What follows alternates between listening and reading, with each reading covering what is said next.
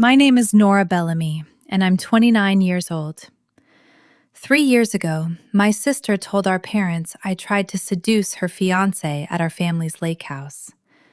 My father stopped speaking to me that same night. My mother didn't say a single word when I walked out the door with my suitcase still half zipped. For 3 years, I didn't exist to them. No birthday texts, no Christmas card, nothing. Until last Tuesday morning at 8:51 a.m., when my mother saw a video of my sister's husband trending on every platform she owned, the same man I supposedly threw myself at. By that evening, his name was on the local news. By the next morning, it was on 3 national outlets. My mother called me sobbing so hard I could barely understand her, and the first thing she said once I could make out the words was, "I think we made a terrible mistake." This is what happened when the truth finally came up for air, 3 years too late for anyone but me to be surprised by it. On paper, the Bellamys looked like the kind of family other families envied. My father, Richard Bellamy, spent 31 years running a private equity fund out of a glass office on Michigan Avenue before he retired at 59 with more money than he knew what to do with. My mother, Diane Bellamy, built a boutique real estate brokerage that specialized in listings north of 8 figures.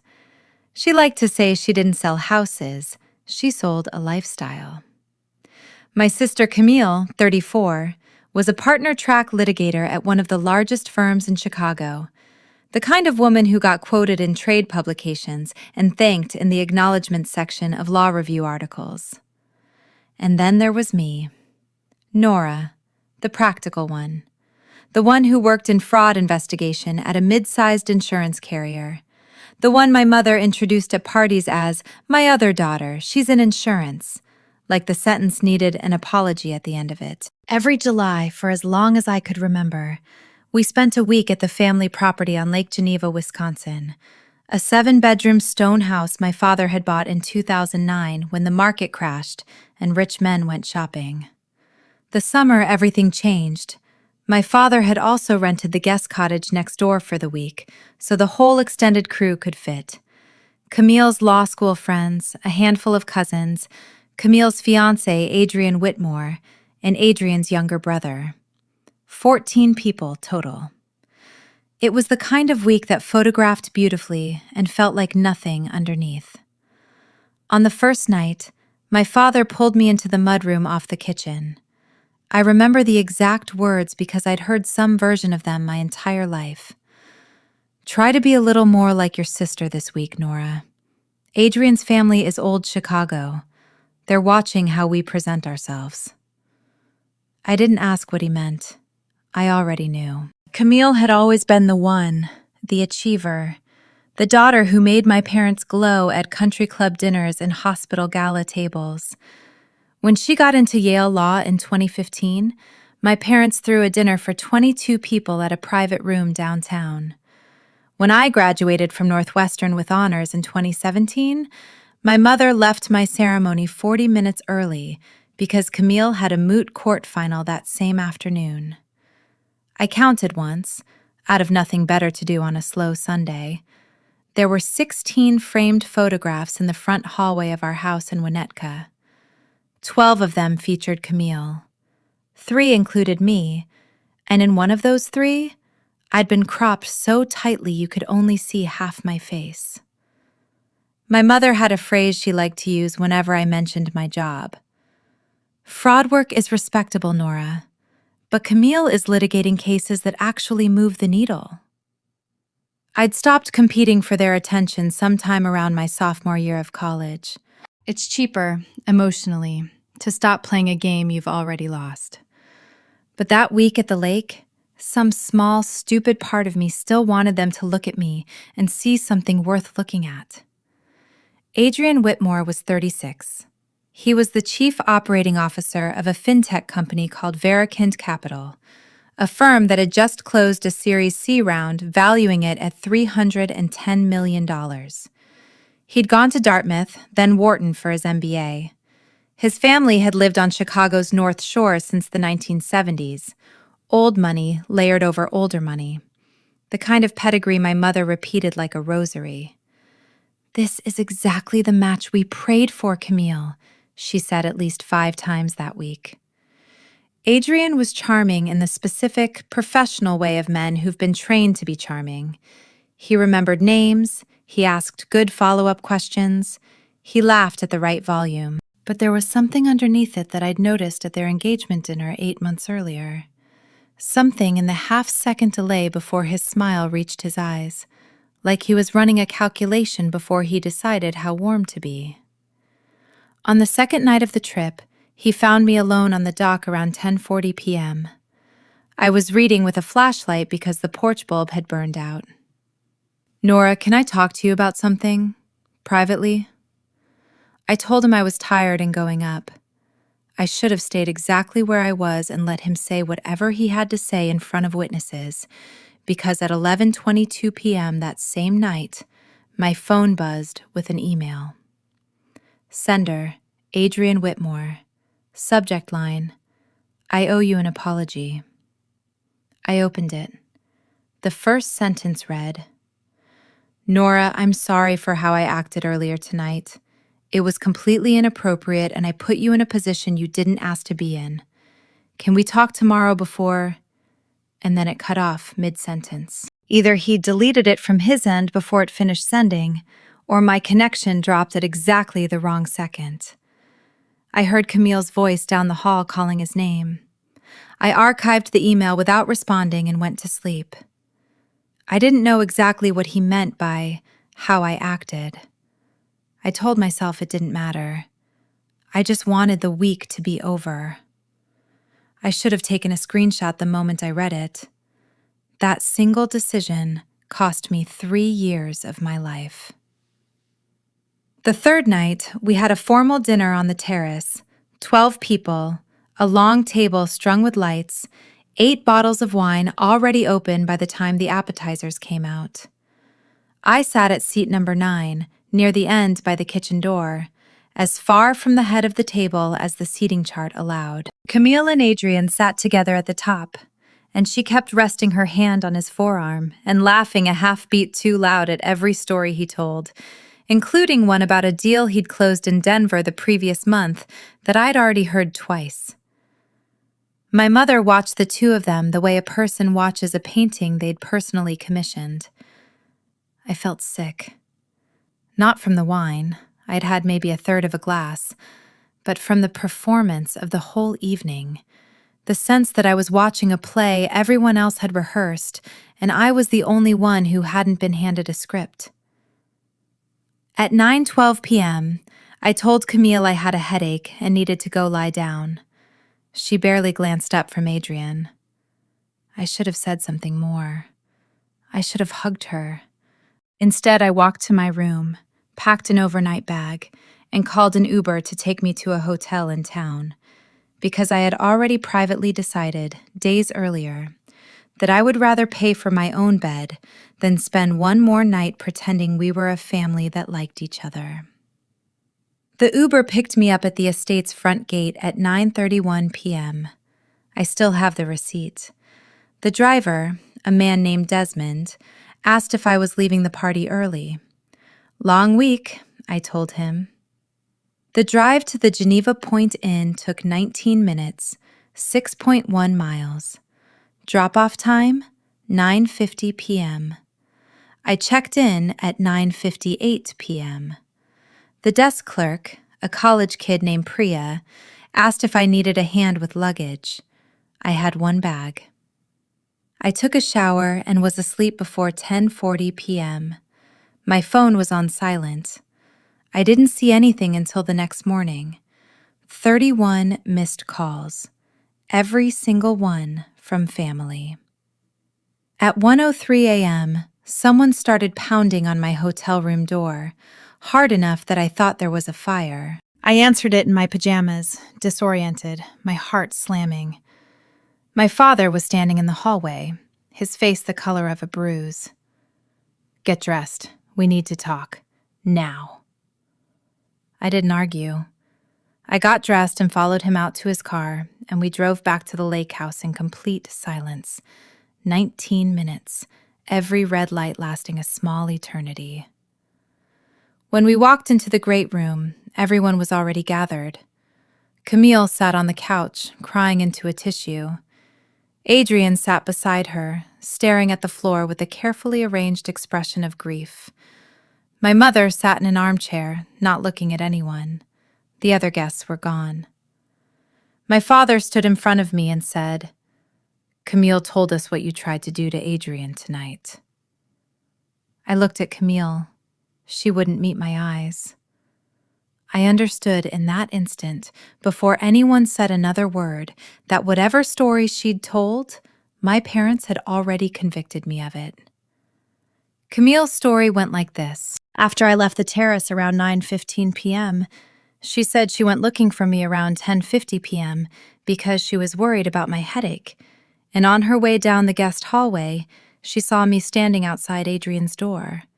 I'd changed clothes, she said, something she called not appropriate for family company.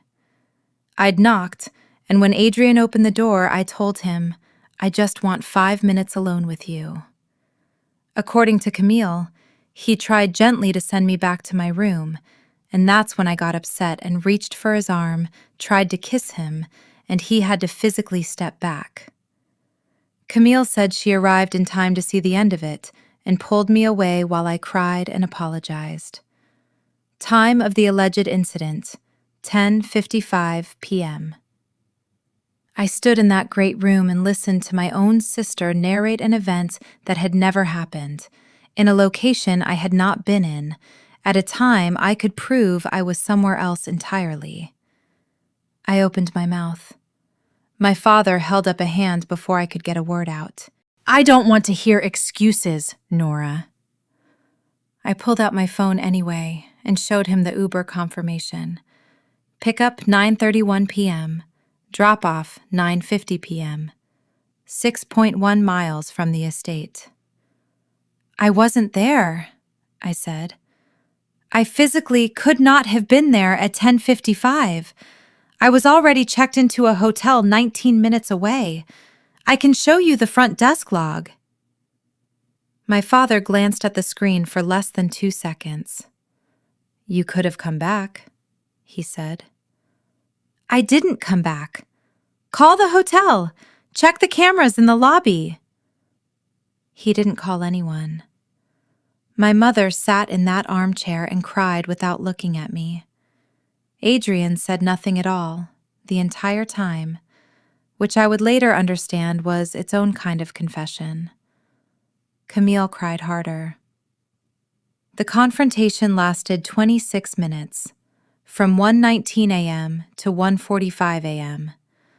I know because I kept glancing at my phone, waiting for one single person in that room to ask an obvious question. Nobody did. At 1:45 a.m., my father said, "I will not have this kind of behavior attached to the Bellamy name. You've humiliated your sister and this family. I want you gone by morning." I left at 2:02 a.m. As I walked out the front door, I heard Camille whisper to Adrian, "I'm so sorry you had to deal with that." And I heard him say, "It's fine. It's over now." I drove back to Chicago the next morning and called my mother. No answer. I called Camille. Straight to voicemail. She'd blocked my number before sunrise. I sent my father a long, calm email with 3 attachments: the Uber receipt, the hotel confirmation, and a screenshot of a text I'd sent my mother at 9:52 p.m. that read, "Heading to a hotel early, headache, see you tomorrow." Delivered. Read at 9:54 p.m. He opened my email the next morning at 8:40 a.m. I watched the red receipt appear. He never responded. I sat alone in my 400-square-foot studio in Logan Square, rent $1,100 a month, and understood, slowly, exactly what was happening to me. I was being erased. Over the following month, I was removed from the family in stages, like someone dismantling a room piece by piece so you don't notice the walls are gone until you're standing in an empty lot. The family group chat? Gone by the second week. My father's 63rd birthday party in August, 90 guests at a country club I'd been going to since I was 6 years old. I received a formal email from my mother's assistant informing me that, given recent events, it would be best for everyone if you didn't attend. My cousin Priscilla's wedding in September, my save the date was rescinded by her mother in a 2-line text. I called my Aunt Louise, my mother's older sister, a woman who had known me since the day I was born. "How could you do something like that to your own sister?" she said. "At the happiest time of her life." I told her I hadn't done anything. "Diane told me everything," she said. "I'm very disappointed in you, Nora." Then she hung up, and I never heard from her again. By October, I'd been dropped from 5 family events. My name was still technically on the paperwork for a family trust my grandfather had set up, but my father's attorney let it slip to a cousin that changes were under discussion. The last time I saw my own name inside that family, it was on the annual holiday card list that December, and someone, I never found out who, though I have my suspicions, had drawn a single red line through it. My birthday came in October with no calls, no texts, nothing. I mailed my mother a handwritten card anyway, sent to the house, because some idiot optimistic part of me refused to fully believe the door was locked. Inside I wrote, "Mom, I don't know how to reach you right now, but I'm still your daughter. I love you. Nora." 8 days later, the envelope came back in the mail, unopened, with a stamp across the front that read, "Return to sender." The handwriting on the front, rerouting it, was Camille's. I would know it anywhere. We used to pass notes to each other in the margins of homework in high school. I kept that envelope in a drawer for 3 years. I don't know why. Maybe I needed physical proof that I had tried. That winter was the longest season of my life. On Thanksgiving, I ate a $9 rotisserie chicken from the grocery store, alone at my kitchen counter at 6 p.m. On Christmas, I volunteered to work the entire day at the office because there were only 2 other people in the building, and neither of them asked why I was there. On New Year's Eve, I was asleep before 11. When friends asked if I was going home for the holidays, I told them I was staying in the city this year, and I let them assume it was a scheduling thing rather than the truth, which was that I no longer had a home to go back to. By New Year's Day, I had gone 171 consecutive days without hearing a single word from my parents or my sister. I remember making a decision that morning, sitting on my kitchen floor with a cup of coffee going cold beside me. If they weren't going to let me prove my innocence, I was going to build a life so undeniable they'd eventually have to reckon with the fact that they'd thrown it away for nothing. I was working then as a junior fraud analyst at Halbrook Mutual Insurance, a mid-sized carrier with an unglamorous downtown office and a starting salary of $48,000. I started taking every case nobody else wanted. Workers' comp fraud, staged accident rings, policyholders lying about prior conditions, the ugly, tedious files that piled up because they were hard and slow and thankless.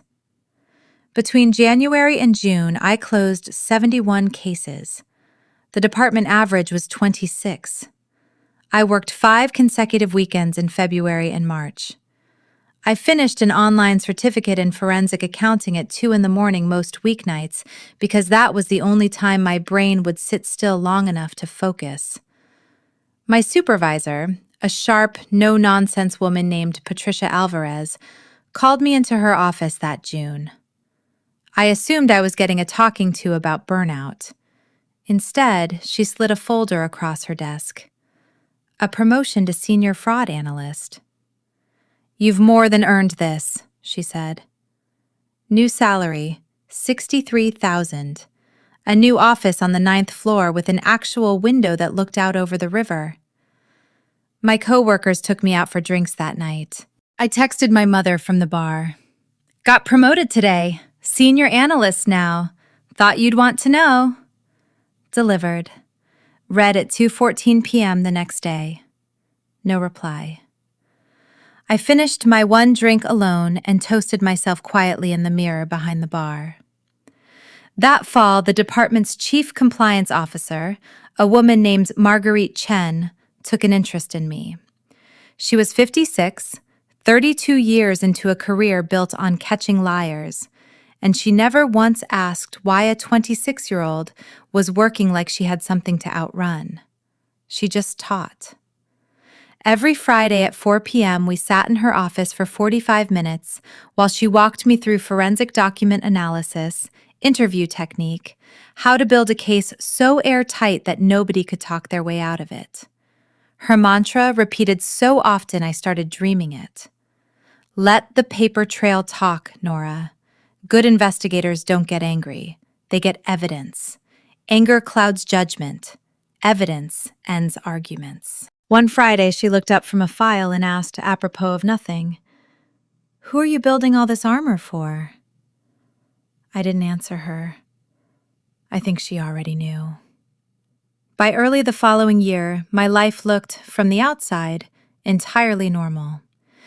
I'd moved into a nicer one-bedroom in Ravenswood, $1,400 a month, and I signed the lease myself, alone, at a folding table in a mostly empty apartment because I hadn't bought furniture yet. I joined a running club that met Tuesday mornings before work. I went on a handful of unremarkable first dates. If anyone asked about my family, I'd learned to say, "We're not close," in a tone flat enough that people usually didn't push further. 19 months of silence, and I still checked my phone every single birthday and every single holiday, just in case. It never rang. That spring, I was having coffee with an old college roommate, Priya, not the hotel clerk, a different Priya. A coincidence I noticed and then couldn't stop noticing. And she looked uncomfortable the entire time, stirring her drink long after it needed stirring. Finally, she said, "Nora, I have to ask you something, and I don't want it to be weird. I heard something happened with you and your sister's fiancé." My stomach dropped straight through the floor. "What exactly did you hear?" She looked down. "That you crossed some line with him. Your mom mentioned it to my mom at a fundraiser, and it kind of got around." I asked what my mother had actually said. Priya hesitated.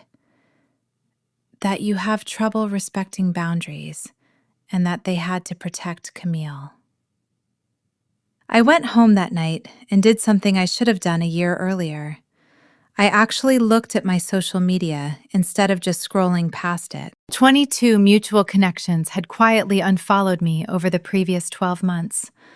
I hadn't even noticed them leave. I started investigating my own family the way I would investigate a fraud claim, because it turned out I was good at exactly one thing, and it might as well be useful to me for once. I found 3 separate branches of the story making the rounds. The first ran through my mother's social circle, the country club, the hospital gala committee, the church board, where my mother had told at least a dozen women that I'd made an inappropriate advance on Adrian and that the family had needed distance for Camille's sake. The second branch ran through my father's professional network. He'd mentioned to 2 former colleagues, men who happened to sit on hiring committees in my industry, that there had been family instability and that I'd been unreliable. When 2 of the 4 references I'd listed on a job application that year gave lukewarm, hedging answers instead of the strong ones I'd expected, I finally understood why I'd lost that offer in the final round to someone with a weaker resume. The third branch ran through my cousins, courtesy of Camille, who'd told them I'd tried to sabotage her engagement out of jealousy because I'd always wanted what she had. The campaign had been running, quietly and efficiently, for nearly 2 years, and it was working exactly as designed. That June, a new hire joined our department, a guy named Theo Marsh, and over lunch one day he mentioned he'd grown up in Winnetka, 2 streets over from the house I grew up in. I went very quiet. A week later, he found me in the break room around 12:40 p.m. "Weird question," he said, "but are you related to Richard Bellamy?" My whole face went hot. "My mom knows him from the club," he said. "She mentioned some family thing. I don't need the details. I just want you to know I don't care what anyone's saying. I work with you every day. I know who you actually are." I thanked him and went back to my desk and didn't get anything done for the rest of the afternoon. That July, I attended a fraud and compliance conference downtown, and during the afternoon break, I ran into a man named Walter Osei, who'd worked alongside my father for almost 2 decades and had once mentored me during a college internship. He saw me across the room, and I watched him decide, in real time, to leave before I could reach him. I caught him near the exit anyway. "Mr. Osei, did my father say something to you about me?" He looked genuinely pained. "Nora, I think it's best if we don't get into it. I wish you well." The whole exchange lasted maybe 90 seconds. I sat in the parking garage afterward for over half an hour, not crying, just sitting there, because I'd run out of tears for this particular subject sometime the previous year. That was the night I understood I had been quietly compiling evidence for 2 years without ever fully admitting to myself why. I went home and built a folder on my laptop, titled simply July that year. Inside it, I gathered everything. The Uber receipt with its exact GPS route, 6.1 miles, 19 minutes. The hotel confirmation for room 219, with the electronic keycard log I'd requested through a lawyer friend, showing entry at 9:58 p.m. and no exit recorded until 7:40 the next morning. A printed copy of Adrian's unfinished apology email. A screenshot of my 9:52 p.m. text to my mother with its read receipt.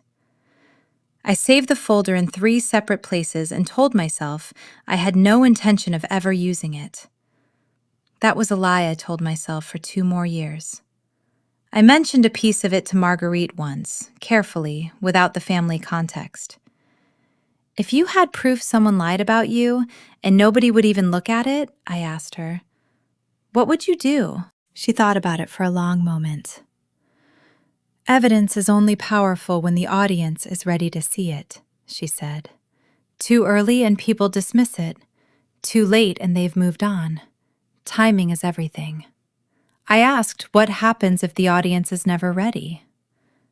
"Then you wait for the crack," she said. "Every wall has one eventually." That September, I was promoted again. Senior compliance investigator this time, $81,000 a year, 3 analysts reporting to me, a corner office with 2 windows instead of 1. My manager told me in front of the whole team, "Your family must be so proud of you." I smiled and said, "They will be," and went back to my office and closed the door and felt exactly nothing. Because I had a title and a salary most people my age would envy, and there was no one left in my life who cared to hear about either. That October, I closed the biggest case of my career so far. A claims processor named Angela Reyes, 28 years old, had been accused by a coworker of falsifying medical documentation, a fabricated charge designed to cover the coworker's own mistakes before an audit caught them. I spent 3 weeks on it, 106 pages of documentation by the end, cross-referencing timestamps and login records until the real story surfaced. I cleared Angela's name entirely. The coworker who'd lied about her was terminated. Angela cried in my office when I told her. "Nobody believed me," she said. "Everyone assumed I was the one lying." "I just followed the paper," I told her. "The paper doesn't lie." She hugged me for exactly 1 second longer than professional distance allows, and I let myself feel it. The small, borrowed vindication of proving someone's truth when no one would prove mine. That November, I did the math I'd been avoiding. From the night at the lake house to that week, it had been exactly 2 years and 4 months. 851 days. 0 calls, 0 texts, 0 cards. I'd missed my mother's birthday that August without sending anything for the first time in my entire life, and I felt nothing. Not guilt, not grief, just a flat, gray numbness that scared me more than sadness would have. On Thanksgiving that year, a coworker invited me to his family's dinner, and I told him I already had plans. I didn't. I ate another sad, solitary meal and was asleep by 9. At 2 in the morning, I woke up out of habit and checked Instagram, which I'd promised myself 6 times over I would stop doing. Camille had posted a photo from earlier that evening, the whole family around a table. My parents, Camille, Adrian, 6 relatives, everyone smiling for the camera. Caption: "Grateful for the people who show up for you, no matter what. #family, #blessed." 291 likes by the time I closed the app. I looked at that photograph for almost 5 minutes before I made myself put the phone face down on the nightstand. That brings me to last Tuesday, though I should say properly, the Tuesday that ended 2 years and 8 months of silence. It was 8:51 a.m., and I was at my desk on the 9th floor, reviewing case file 612, when my phone rang, my mother's name on the screen. I stared at it for 3 full rings before I answered, because I genuinely could not remember the last time that it happened. My hand was shaking when I picked up. "Nora." Her voice was frantic, wet, barely holding together. "Nora, I need you to... There's a video. Of Adrian, it's everywhere. I don't..." Her voice cracked apart entirely. "I think we made a terrible mistake." I didn't say anything for almost 10 seconds.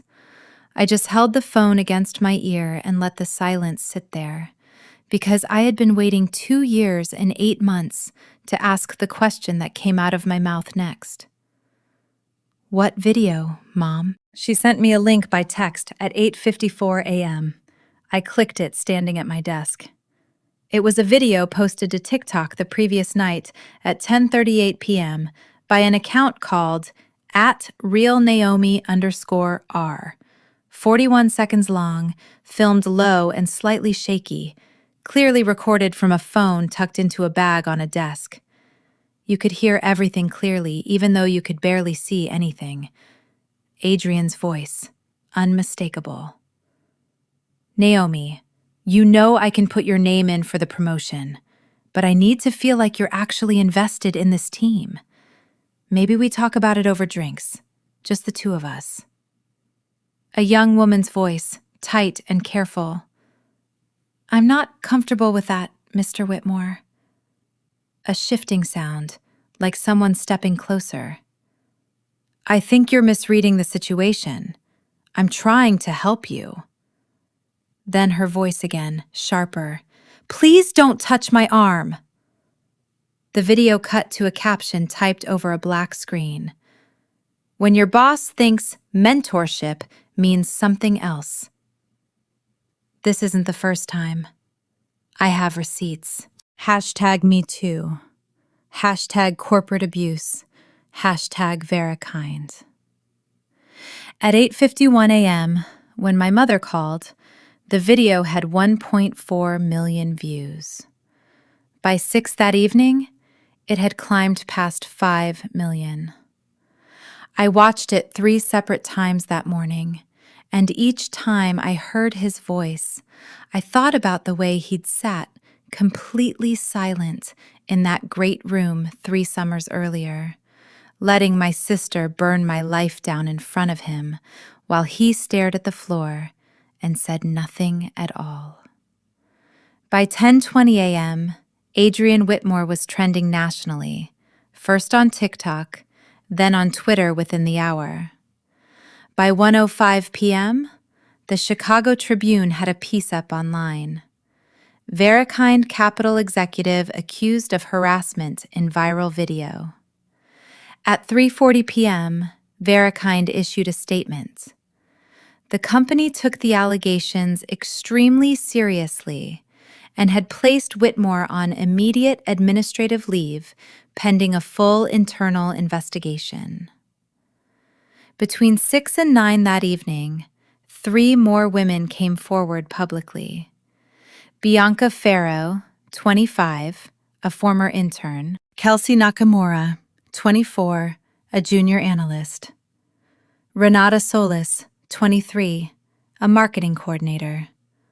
All of them, within roughly the same age range, described a strikingly similar pattern: vague promises tied to career advancement, comments that escalated in private meetings, physical contact framed as accidental. By that evening, my phone wouldn't stop buzzing. Coworkers texting, "Isn't this the guy from your sister's wedding photos?" I didn't answer any of them. I kept refreshing the news instead. At 7:52 p.m. that same day, my mother called again, crying harder than she had that morning. "I watched it 11 times, Nora. 11 times. I keep thinking about the way he talked to that girl, the way he cornered her." Her voice broke completely. "You tried to tell us. You had proof and we wouldn't even look at it." I could hear my father's voice somewhere behind her, sharp, telling her to hang up the phone. "No," she said away from the receiver. "No, I need to say this." Then to me, "Nora, I am so sorry." The call lasted 7 minutes and 40 seconds. She said the word sorry 9 times. I didn't cry and I didn't yell. I said very quietly, "Mom, I need you to do one thing for me." "Anything," she said. "Ask Dad to look at the receipts I sent him 3 years ago. Actually look at them this time." I woke up the next morning at 6:10 a.m. and checked my phone before I'd even fully opened my eyes. Adrian's name was everywhere. A local news station ran a segment at 6:30 a.m. The Tribune had it above the fold online. Industry blogs, LinkedIn posts, Reddit threads dissecting the video frame by frame. At 8 a.m., Verikind issued a second statement. After a preliminary internal review, Adrian Whitmore's employment had been terminated, effective immediately. By 10:40 a.m., a financial news outlet reported that regulators had opened a separate inquiry into Verikind's expense reporting practices, with Adrian's name specifically attached to several flagged transactions. 2 law firms announced they were exploring a joint civil action on behalf of the women who'd come forward.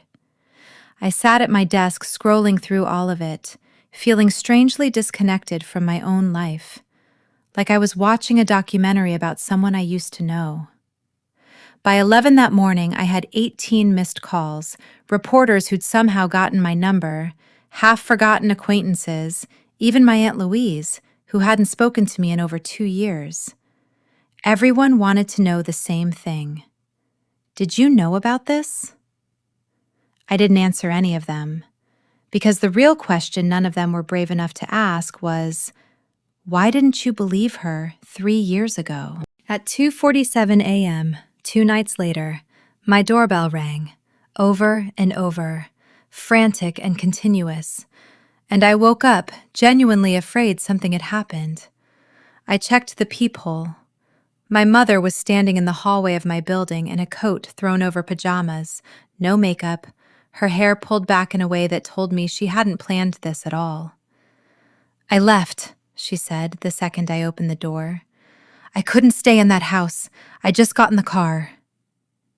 She'd driven 51 minutes from Winnetka to my apartment in the middle of the night.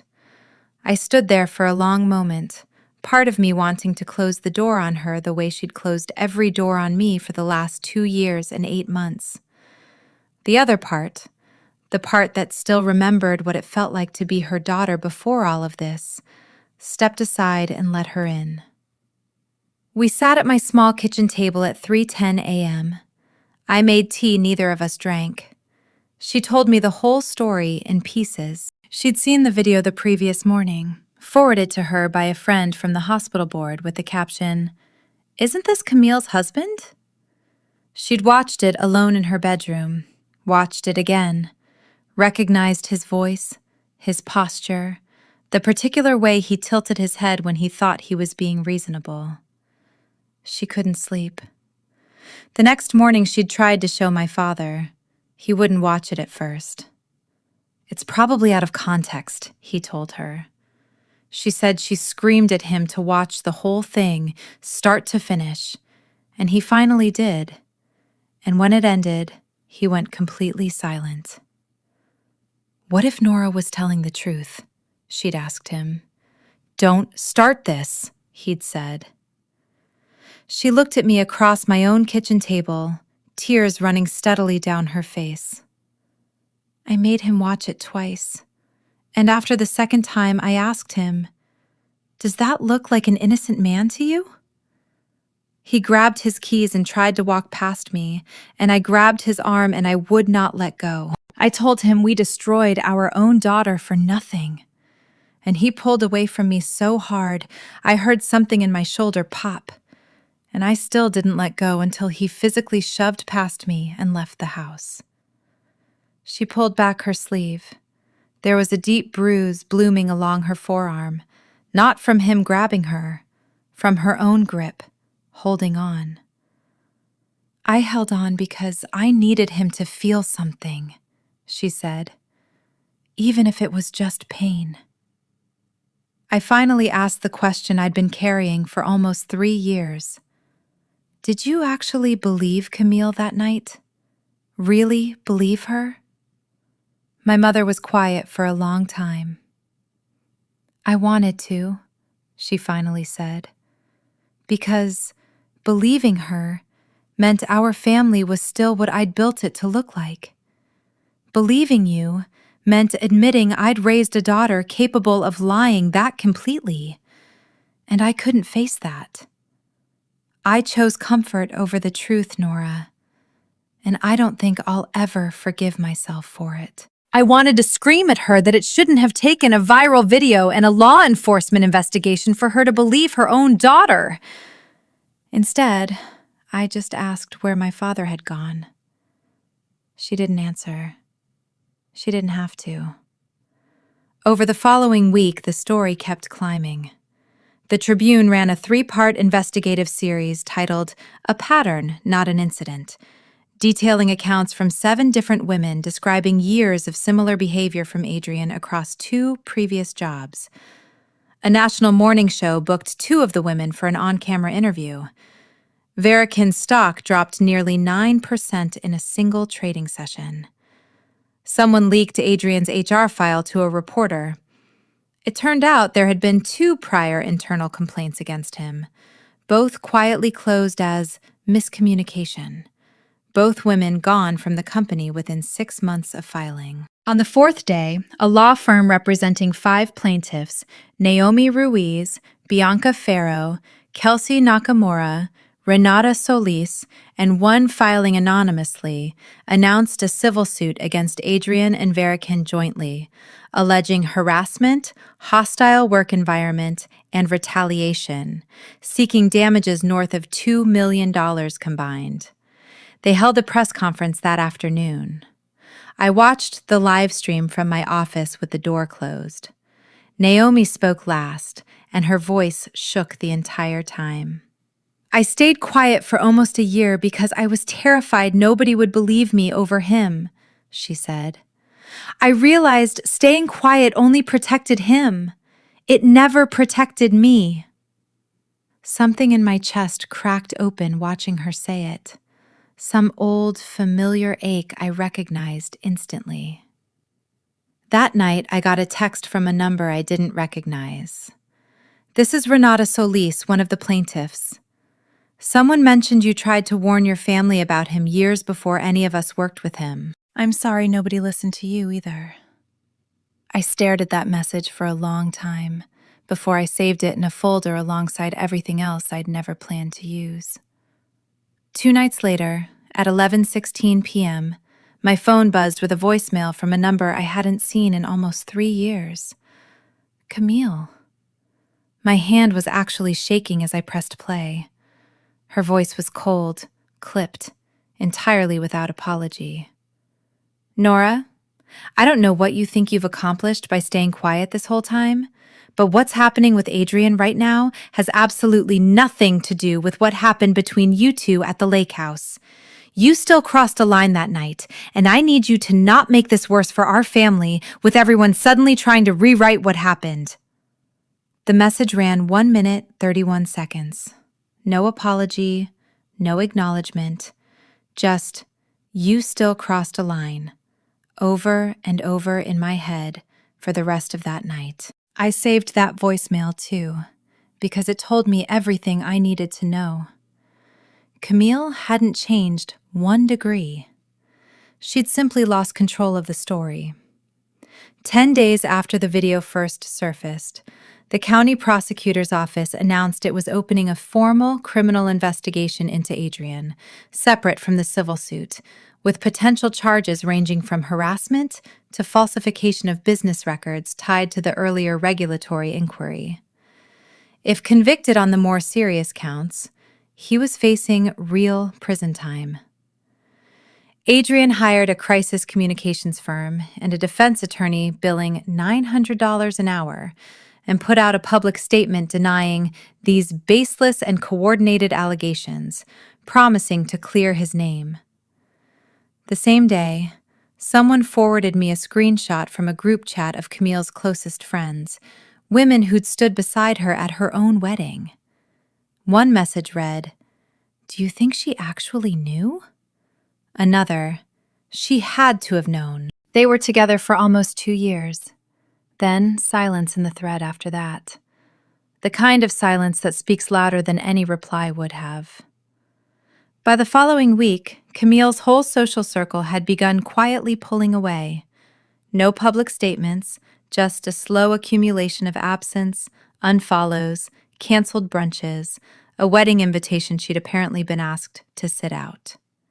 Her Instagram went private that same week, after well over 200 comments accumulated asking variations of the same question about what she'd known and when. 3 industry conferences retroactively pulled Adrian's name from past speaker panels. A handful of old mutual friends started reaching out to me directly, unprompted, all with some version of the same message. "I heard your family's version of things, and I never once questioned it. I should have. I'm sorry." I received 11 of those messages over the span of a week. I didn't answer most of them. What exactly was I supposed to say? That it was fine they'd believed I was a liar for nearly 3 years. It wasn't fine. But I also wasn't interested in collecting apologies from people who'd never bothered to ask me a single question when it might have mattered. 12 days after the video broke, my mother called and told me my father wanted to meet, that he said he was finally ready to talk. "Is Camille coming?" I asked. "He wants it to just be the 4 of us," she said. I told her no. If we were doing this, it would be in a neutral space with a professional mediator present, and I would be bringing every single piece of documentation I'd kept for the last 3 years. She agreed without arguing, which told me more about how far things had fallen apart at home than anything she could have said directly. I hired a family mediator, Dr. Susan Whitfield, who had 18 years of experience and charged $450 for a 2-hour session. And I booked a neutral conference room at a law office downtown for the following Sunday afternoon.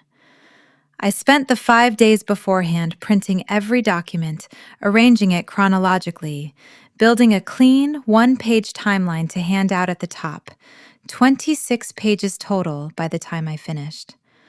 I practiced saying it all out loud to Marguerite over coffee the Friday before. "Remember," she told me, "you're not walking in there to win their approval anymore. You're walking in to correct the record. Those are two very different things, and only one of them is still worth wanting." I picked out a navy suit and a white blouse the night before, the closest thing I owned to armor. I barely slept. At some point around 2 a.m., I lay staring at the ceiling thinking, what if none of it changes anything? What if they still find a way not to believe me? Then I thought about Renata Solis's text, and I got up and made coffee at 5 a.m., because somewhere in the last 3 years, the goal had quietly stopped being about whether they believed me and started being about whether I believed myself. I arrived at the conference room 15 minutes early, at 1:45 p.m. It was a glass-walled room on the 22nd floor, a long table, leather chairs, a wide window looking out over the river. Dr. Whitfield arrived a few minutes after me and laid out the ground rules before anyone else showed up. Everyone speaks without interruption, we focus on facts rather than character attacks, and no one raises their voice. My father arrived at 1:58 p.m., stiff in a dark suit, and barely looked in my direction as he sat down. My mother arrived a minute later, pale, her eyes already swollen. Camille arrived last, at 2:04 p.m., 4 minutes late, sunglasses still on indoors, sitting as far from me as the table physically allowed. The air in that room felt heavy enough to lean on. Dr. Whitfield opened by saying the goal of the session wasn't to assign blame, but to create room for the truth, and however that landed, for some kind of healing to follow. She said I had asked to go first. I set my folder on the table. 26 pages, almost 3 years of my life compressed into paper. Camille glanced at it once and then looked away immediately, and I understood in that glance that she already knew exactly what was inside it, because she'd known the whole time. I spoke for 11 minutes. My voice stayed level and clinical the entire time, the same voice I use when I'm walking a claims adjuster through a fraud case. I laid the timeline out in order. July, 3 summers earlier, 11:22 p.m. Adrian sends me an email apologizing for his own behavior, cutting off mid-sentence. I slid the printed copy across the table. He was apologizing to me for something he did. 2 nights before the incident he later let Camille invent. I pulled out the next sheet. 9:31 p.m. I leave the estate. Uber receipt. GPS route. 6.1 miles, 19 minutes. Drop off at 9:50 p.m. I laid the printed map beside it, the route highlighted in yellow. Hotel check-in, 9:58 p.m. Electronic keycard log shows entry at 9:58 p.m. and no recorded exit until 7:40 the following morning. I looked directly at Camille. You told our parents I was outside Adrian's door at 10:55 p.m. I was 6 miles away, behind a locked door, on camera at the front desk. The timeline is not close. It's not debatable. It is physically impossible.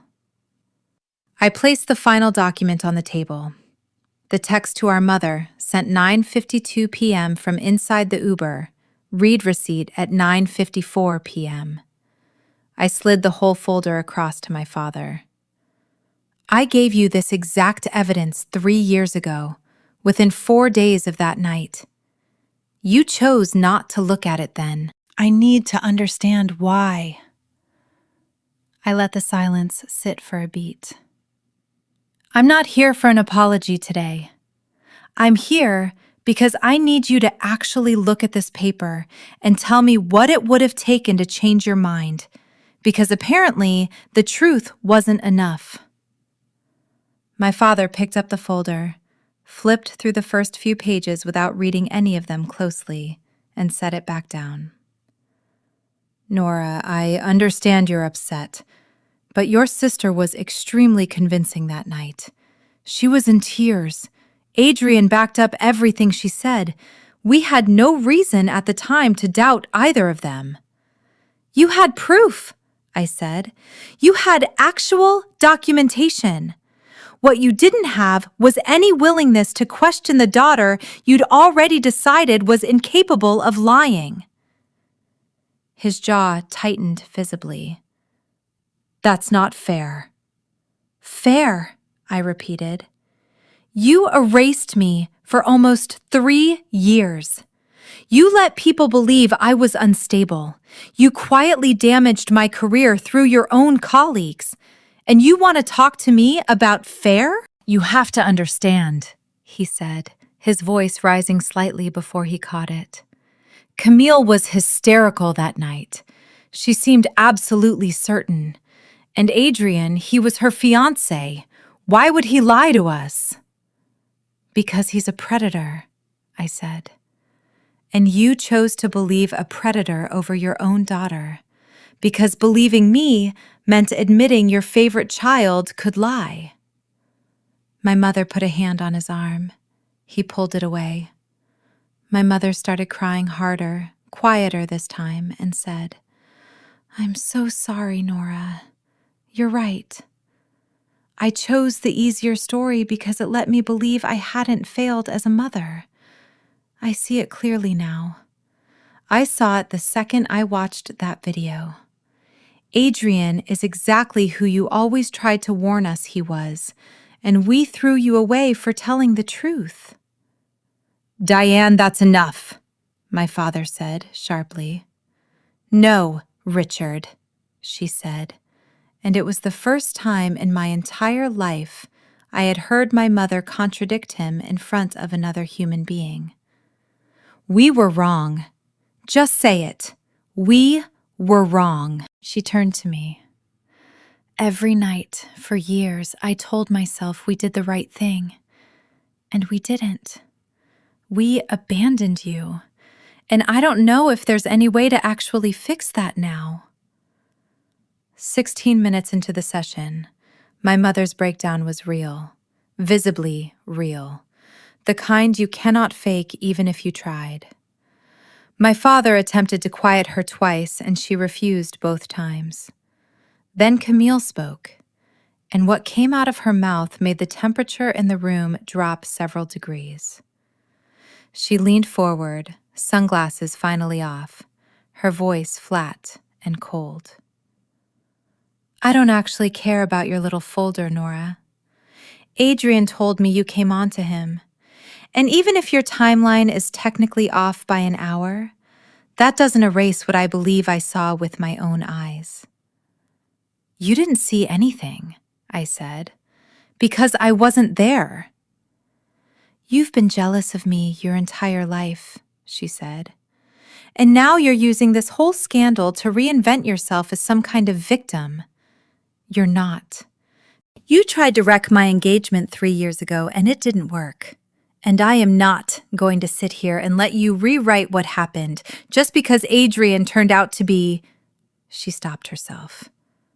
"This isn't even about you." I looked at her, really looked at her, and realized she hadn't opened the folder once, hadn't touched a single page. She'd pushed it 3 inches away from her the moment I slid it across the table. "You've always wanted what I had," she went on. "And when you couldn't get Adrian's attention, you decided to punish him for it. Now that he's been exposed for something else entirely, you think that makes you right about everything. It doesn't. You're still the same jealous little sister you've always been." 21 minutes into the session, no apology, no acknowledgement, complete and total denial in the face of a physical impossibility laid out in black and white in front of her. I understood with total clarity that Camille was never going to change. She had built her entire identity around being the daughter who could do no wrong, and admitting the truth meant losing that identity permanently. She would rather lose me than lose that. I stood up. I kept my voice even. Camille, I don't need you to admit you lied. I already know you did. Mom knows. And somewhere underneath all of that pride, I think Dad knows too. I paused. What I actually need is for all three of you to hear this clearly. I'm done waiting. I spent almost 3 years hoping one of you would come back, would apologize, would finally see me. You didn't. So the door is open now, but I'm the one who decides who gets to walk through it. I looked at my mother. Mom, you're welcome in my life if you're willing to actually do the work it takes to earn that. I looked at my father, then at Camille. You two aren't. Not until you can sit with these receipts and admit out loud what you did to me. 25 minutes into the session, I picked up my bag, walked to the door, and closed it quietly behind me. I didn't slam it. I didn't look back. Through the glass wall, I could see my mother crying into her hands, my father staring straight ahead at nothing, and Camille's chair scraping back as she stood up too, though I never found out what she did after that, because I was already in the elevator. The night after that session, at 10:47 p.m., Camille posted something long and public on Instagram. The kind of post clearly engineered to control a narrative that had already slipped completely out of her hands. Her account had gone private weeks earlier, but she'd apparently decided the moment called for a wider audience, because she reactivated it just to post this. I've stayed quiet through all of this because I didn't want to add fuel to an already painful situation. But I can't keep watching my own family get torn apart over old grudges being dressed up as truth. Yes, my husband made serious mistakes, and I am dealing with that in my own way. But that does not mean my sister's version of what happened 3 years ago is accurate. I stand by what I witnessed that night, and I won't let anyone use his downfall to rewrite history and turn me into a villain. I am protecting my family. #truth, #family, #moving forward. She closed it with a broken heart emoji. By 9 o'clock the next morning, the post had over 200 comments, and the overwhelming majority of them were not in her favor. This is unhinged. You're defending yourself instead of admitting you lied. I was in that room. Your sister had actual documentation, and you refused to even look at it. Old law school friends who'd only ever heard Camille's version started chiming in with variations of, "Wait, what?" A woman from my mother's hospital board wrote, "Diane, is any of this true?" directly on the post, tagging my mother's account. By early afternoon, Camille deleted the post entirely, but not before at least 36 people had screenshotted it. She lost close to 60 followers within 24 hours. Someone sent me a screenshot from that same group chat of her closest friends. One message read, "I genuinely cannot defend this anymore." Another, "She needs actual help at this point." And then, near the bottom, one that made me exhale for what felt like the first time in days. Nora was right the whole time. 4 days later, I received a certified letter from a firm called Renwick and Doyle Family Law, addressed to me directly. Cease and desist. Threat of legal action for defamation, claiming I was spreading false information about Camille and demanding I stop discussing family matters publicly. I hadn't posted a single word publicly about any of it. I called my own attorney, a sharp, unflappable woman named Rebecca Onyango, who a colleague had recommended years earlier for exactly this kind of situation, though I'd never imagined I'd need her for my own family. She actually laughed when she read it. "She doesn't have a case," Rebecca told me. "You have documentation for every claim, and you haven't said one public word. This is intimidation, plain and simple. Do you want me to respond?" "Yes," I said. "Make it clear." Rebecca's letter went out 2 days later, and the key line read, "Our client possesses extensive documented evidence supporting her account of these events. Should your client wish to pursue this matter further, we welcome the opportunity to present that evidence in open court." Camille never responded, and the threat quietly evaporated. A little over a week after the session, I sat in my apartment one evening and laid the whole timeline out in my head. Video goes viral, my mother's first visit, the mediation session, Camille's public post, the lawyer's letter. Barely a month, start to finish, and my entire life had been turned sideways twice in that span. I realized something sitting there that night that I hadn't fully let myself accept before. Camille would never admit what she'd done, because admitting it meant she was not the person she had spent her whole life being celebrated for pretending to be, and she would rather set the entire family on fire than face that. That night, I blocked her number. Not out of anger this time, but out of something closer to acceptance. Some people will never choose the truth over their own comfort, and I couldn't keep my life on hold waiting for her to be one of the exceptions. 6 months after the mediation session, my life looked different, though not in the way a movie would have staged it. I was still a senior compliance investigator, same downtown building, but I'd been given a fourth analyst to manage and a modest raise that put me at $88,000 a year. I still lived in the same one-bedroom in Ravenswood, but I'd finally bought real furniture, hung actual art on the walls instead of leaving them bare the way I had for the first 2 years I lived there. Like some part of me had refused to fully move in until I knew whether the family I came from still had any claim on me. I ran 3 mornings a week. I had a standing Thursday dinner with 2 coworkers who'd become genuine friends rather than just people I happened to sit near. I'd started seeing someone casually, a structural engineer named Marcus I'd met through the running club. Nothing serious, no rush. The kind of low-stakes dating that felt like a small miracle after years of not having the emotional bandwidth for it. I'd been asked to speak on a panel at a regional fraud prevention conference that spring, and again at an industry roundtable that fall. My professional reputation, quietly damaged for 2 years by whispers I hadn't even known were circulating, had fully repaired itself and then some. A coworker told me one afternoon, apropos of nothing, "You seem lighter lately, like something's off your shoulders." I told her I'd stopped carrying things that were never mine to carry in the first place.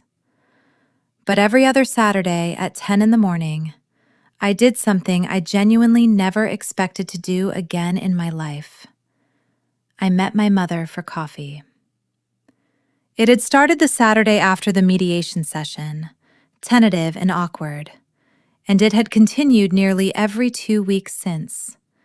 Same small cafe near her house, a corner table by the window that had quietly, unofficially, become ours. She'd started therapy on her own, weekly sessions with a psychologist named Dr. Iris Nakagawa, and she'd been going faithfully since the week after the session. Progress was slow and uneven. Some Saturdays we talked easily, others sat mostly in silence, both of us circling subjects we weren't ready to name out loud.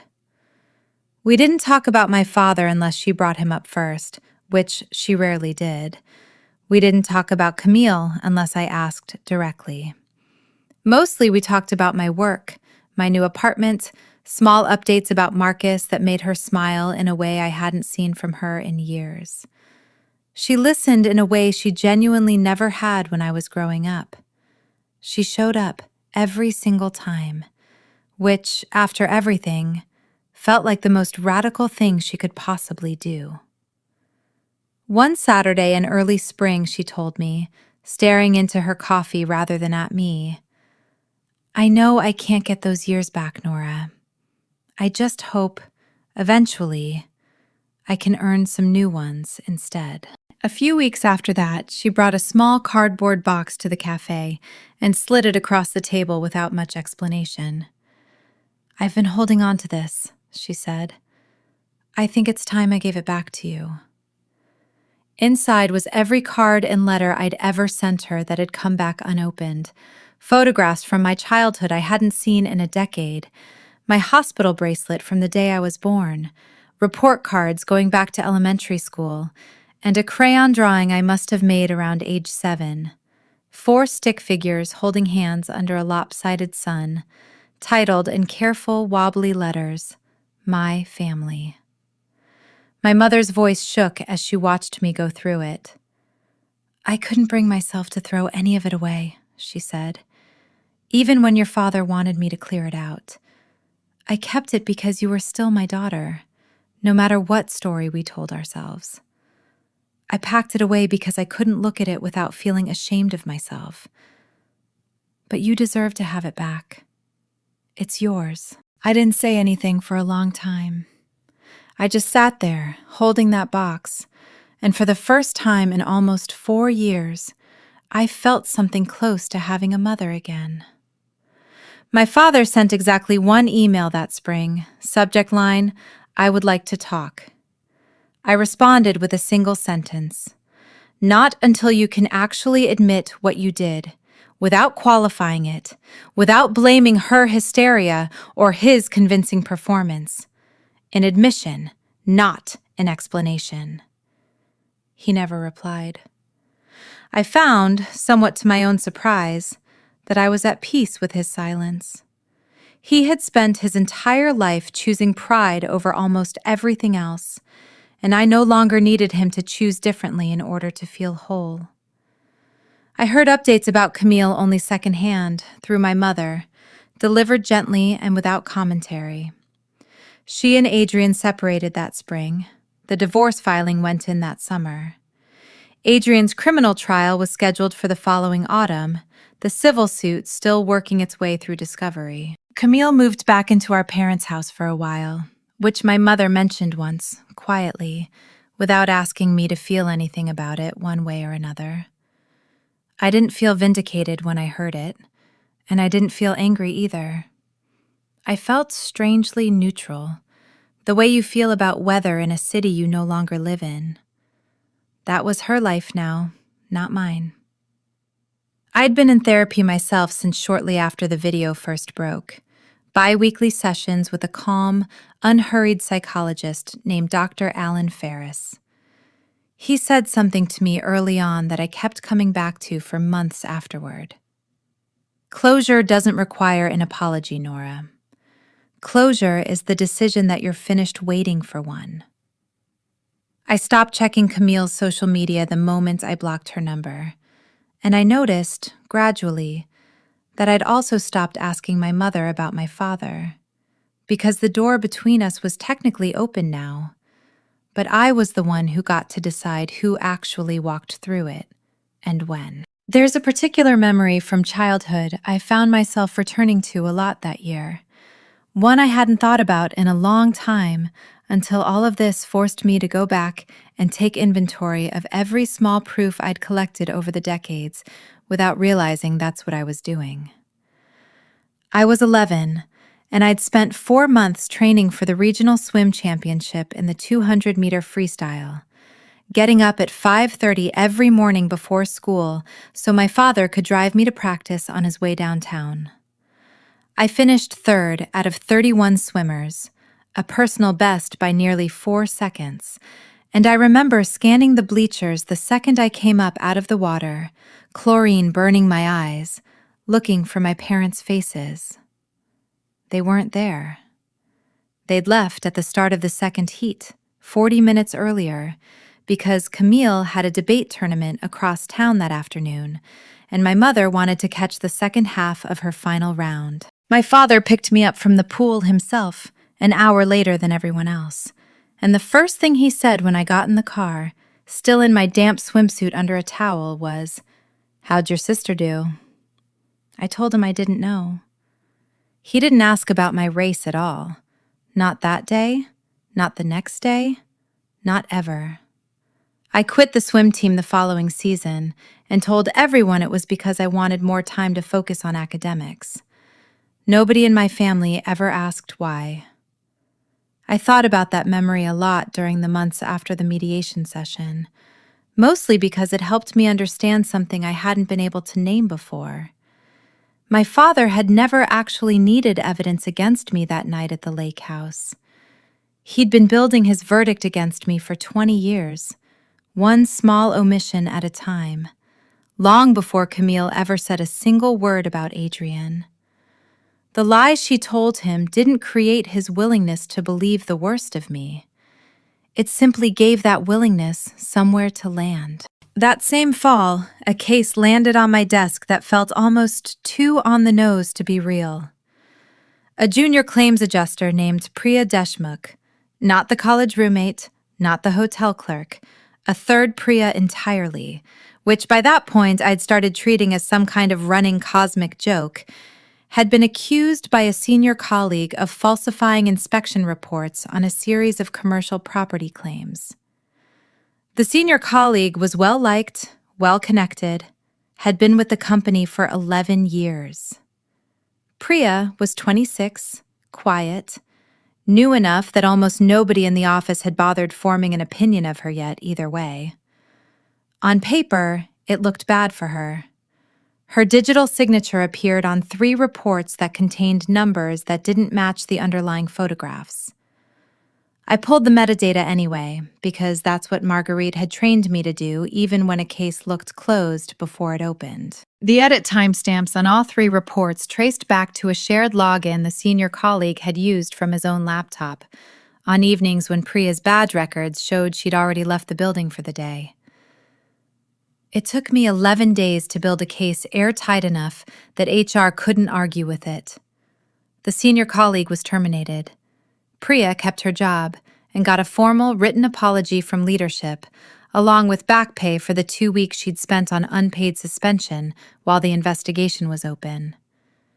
She came to my office afterward, sat down without being invited to, and said, "Everyone had already decided I did it before you even looked at the file." I told her, "Everyone else was looking at who seemed more believable. I looked at what the servers actually recorded. Servers don't have a favorite." She laughed for the first time since I'd met her, and it was such an ordinary, unremarkable moment that I found myself thinking about it on the drive home. How strange it was that clearing a stranger's name had come to feel more emotionally satisfying to me than almost anything that had happened with my own family. Because at least with Priya, the truth had actually been allowed to win on the first try. Marguerite retired that November after 33 years in compliance work, and at her small farewell gathering in the office kitchen, she pulled me aside with a glass of sparkling cider in her hand and said, "You didn't need me for very long, you know. You already had the instinct. I just gave it a vocabulary." I told her she'd given me a lot more than vocabulary. She waved that off the way she waved off most sentimentality, then added more quietly, "Whoever you were building all that armor for, I hope by now they've finally had to look at it." I told her some of them had, not all of them. She nodded like that was exactly the answer she'd expected, and told me that was usually how it went. Aunt Louise reached out to me that winter, almost a year to the day after she'd hung up on me, and told me she was disappointed in me for something I hadn't done.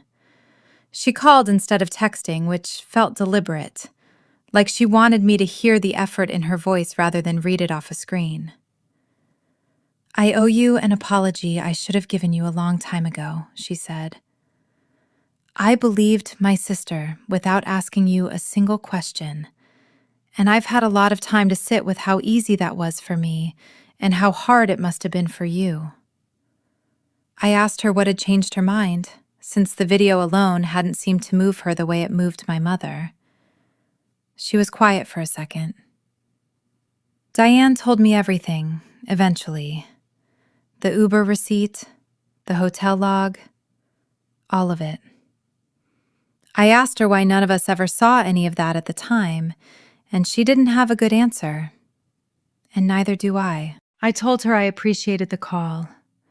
I didn't tell her it had come roughly 14 months too late to undo the 2 years I'd spent completely alone at every holiday, because there didn't seem to be much point in saying it. Some apologies exist mostly for the person giving them, and I'd learned to let people have that without pretending it repaired anything on my end. I heard, through my mother, that Camille's social world had continued contracting long after the initial scandal died down in the news cycle. The friends from her wedding party, the ones who'd once formed a tight, glossy little unit around her, had scattered almost entirely by the following spring. One of them, a woman named Ophelia Grant, who'd been Camille's maid of honor, apparently sent her a long message that got forwarded to me secondhand through the same group chat pipeline that had been feeding me information all year. The gist of it, as it was relayed to me, was that Ophelia could no longer reconcile the version of Camille she thought she knew with a woman who had watched her own sister get exiled over a lie and then doubled down on that lie in front of a mediator holding physical proof it wasn't true. Camille reportedly didn't respond to the message at all.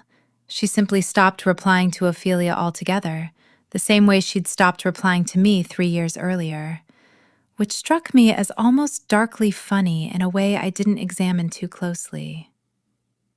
Adrian's criminal trial started that October and ran for 9 days. I didn't attend, though I followed the coverage the way most of the city seemed to. Naomi Ruiz testified for nearly 3 hours. So did Bianca Ferro and Kelsey Nakamura. The defense argued that the video had been selectively edited and that the broader context painted a far more innocent picture, an argument that apparently landed poorly with a jury that had already watched the full, unedited footage entered as evidence. He was convicted on 2 of the 4 counts related to harassment and coercion, acquitted on the 2 more serious counts tied to the financial irregularities, which the prosecution's own expert conceded were harder to prove beyond a reasonable doubt. He received 18 months, with the possibility of parole after serving a portion of that, along with a permanent restraining order requested by 3 of the 5 plaintiffs. The civil suit settled 2 months later for an amount that was never publicly disclosed, though a friend who still worked in Verikin's legal department mentioned to a mutual acquaintance that it was, in her words, not small. I read the verdict on my phone during my lunch break at work, sitting alone in the break room, and felt something that wasn't triumph exactly, more like the quiet, settling sensation of watching a scale that had been tipped wrong for years finally come back level, even if the correction had cost far more people, far more than it should have. That same month, a small local business podcast that covered fraud prevention and corporate ethics asked me to come on as a guest to talk about pattern recognition in workplace misconduct investigations. An episode that had nothing directly to do with my own family, but that I recorded anyway, thinking the entire time about how strange it was that the skill set I'd built specifically to survive my own life had quietly become the thing other people now wanted to learn from me. The host asked, near the end, what had first drawn me to this kind of work. I told her, honestly, that I'd learned the hard way that most people don't actually want the truth. They want the version of events that costs them the least. My job, I told her, was to make the truth cost less than the lie, one piece of documentation at a time. She laughed and said that was the best definition of compliance work she'd ever heard.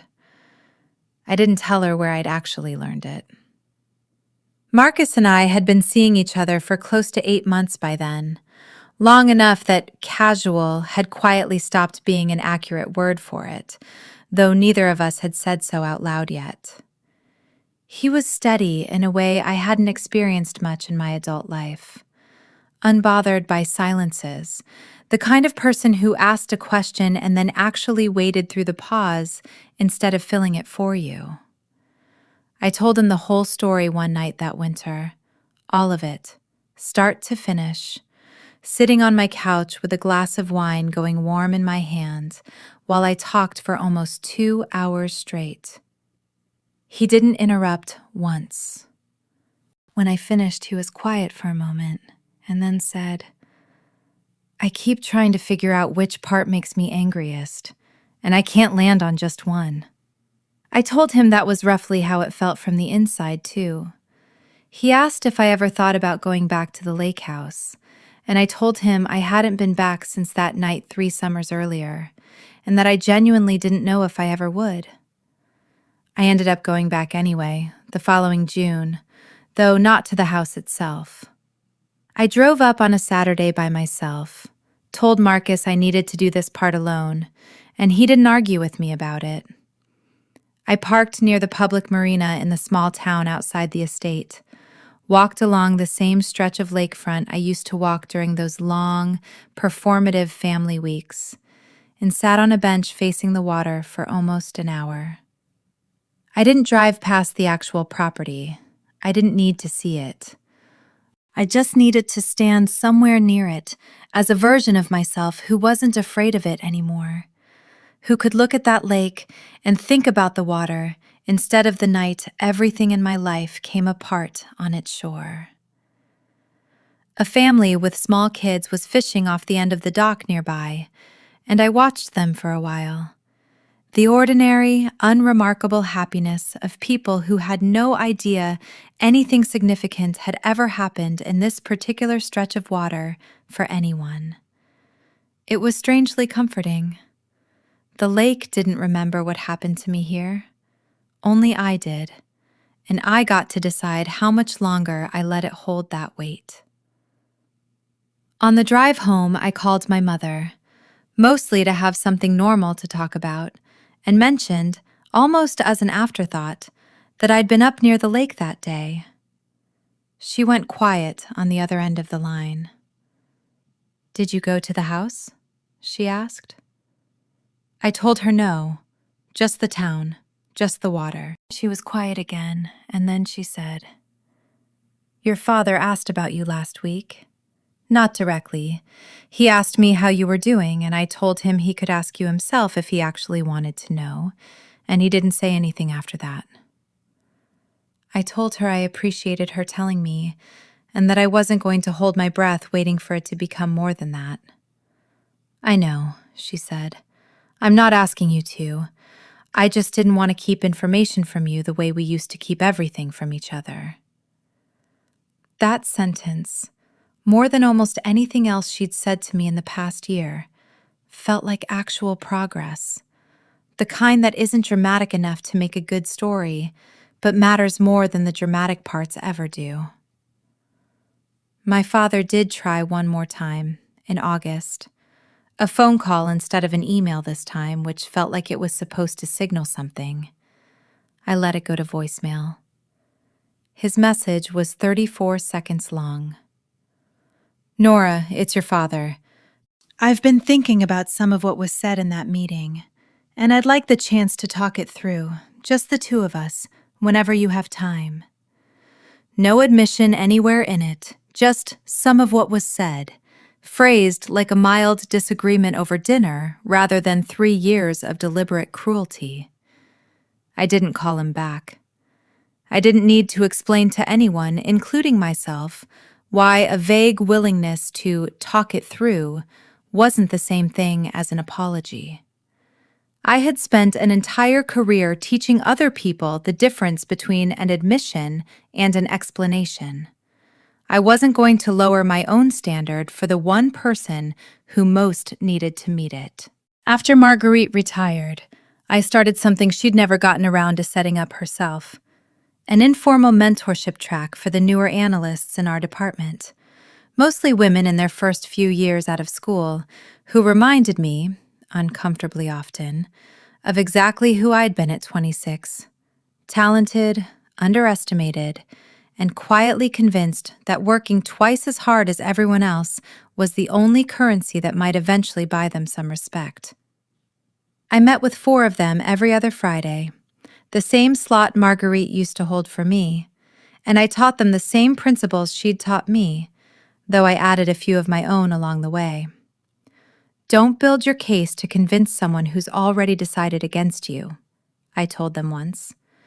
Build it so clean that anyone with functioning eyes, whether they like you or not, has to agree with what it shows. One of them, a 24-year-old named Bethany, asked me during one of those sessions if I'd ever had to use those skills on my own life instead of just other people's files. I told her, carefully, that I had, once, and that it had taken about 3 years longer than it should have, mostly because the people I was building the case for didn't want to see it. She asked what finally made them look. I told her, honestly, that sometimes the truth doesn't win because you make it undeniable. Sometimes it wins because the world simply runs out of patience for the lie before you do, and you have to be ready with your evidence the moment that happens, because you rarely get to choose the timing yourself. Camille tried to reach me exactly once more, that same September, almost 2 years after the mediation session, through a mutual acquaintance rather than directly, since I'd blocked every number and account she could reach me through. The message, relayed secondhand, was that she was in a different place now and wanted to reconnect as adults. I asked the acquaintance, a woman I barely knew from a professional networking event, whether Camille had said anything about the receipts, about the timeline, about the physical impossibility of what she'd accused me of. The acquaintance said she didn't think so, that Camille had mostly talked about wanting to move forward. I told her to relay back that I was open to reconnecting the day Camille could say, in plain language, that she had lied about what happened that night, and that she understood exactly what it had cost me. I never heard anything back after that, which told me everything I needed to know about how sincere the outreach actually was. Some people want reconciliation. Other people just want an audience willing to pretend the past never happened. And those are not the same request, even though they often arrive wearing the same soft, reasonable language. My mother, by contrast, kept showing up in the small, unglamorous ways that actually matter more than grand gestures ever do. She remembered small details from our conversations weeks later, asked follow-up questions about cases I'd mentioned in passing, sent me a card on the anniversary of the day I got my first promotion, a detail I hadn't even remembered telling her.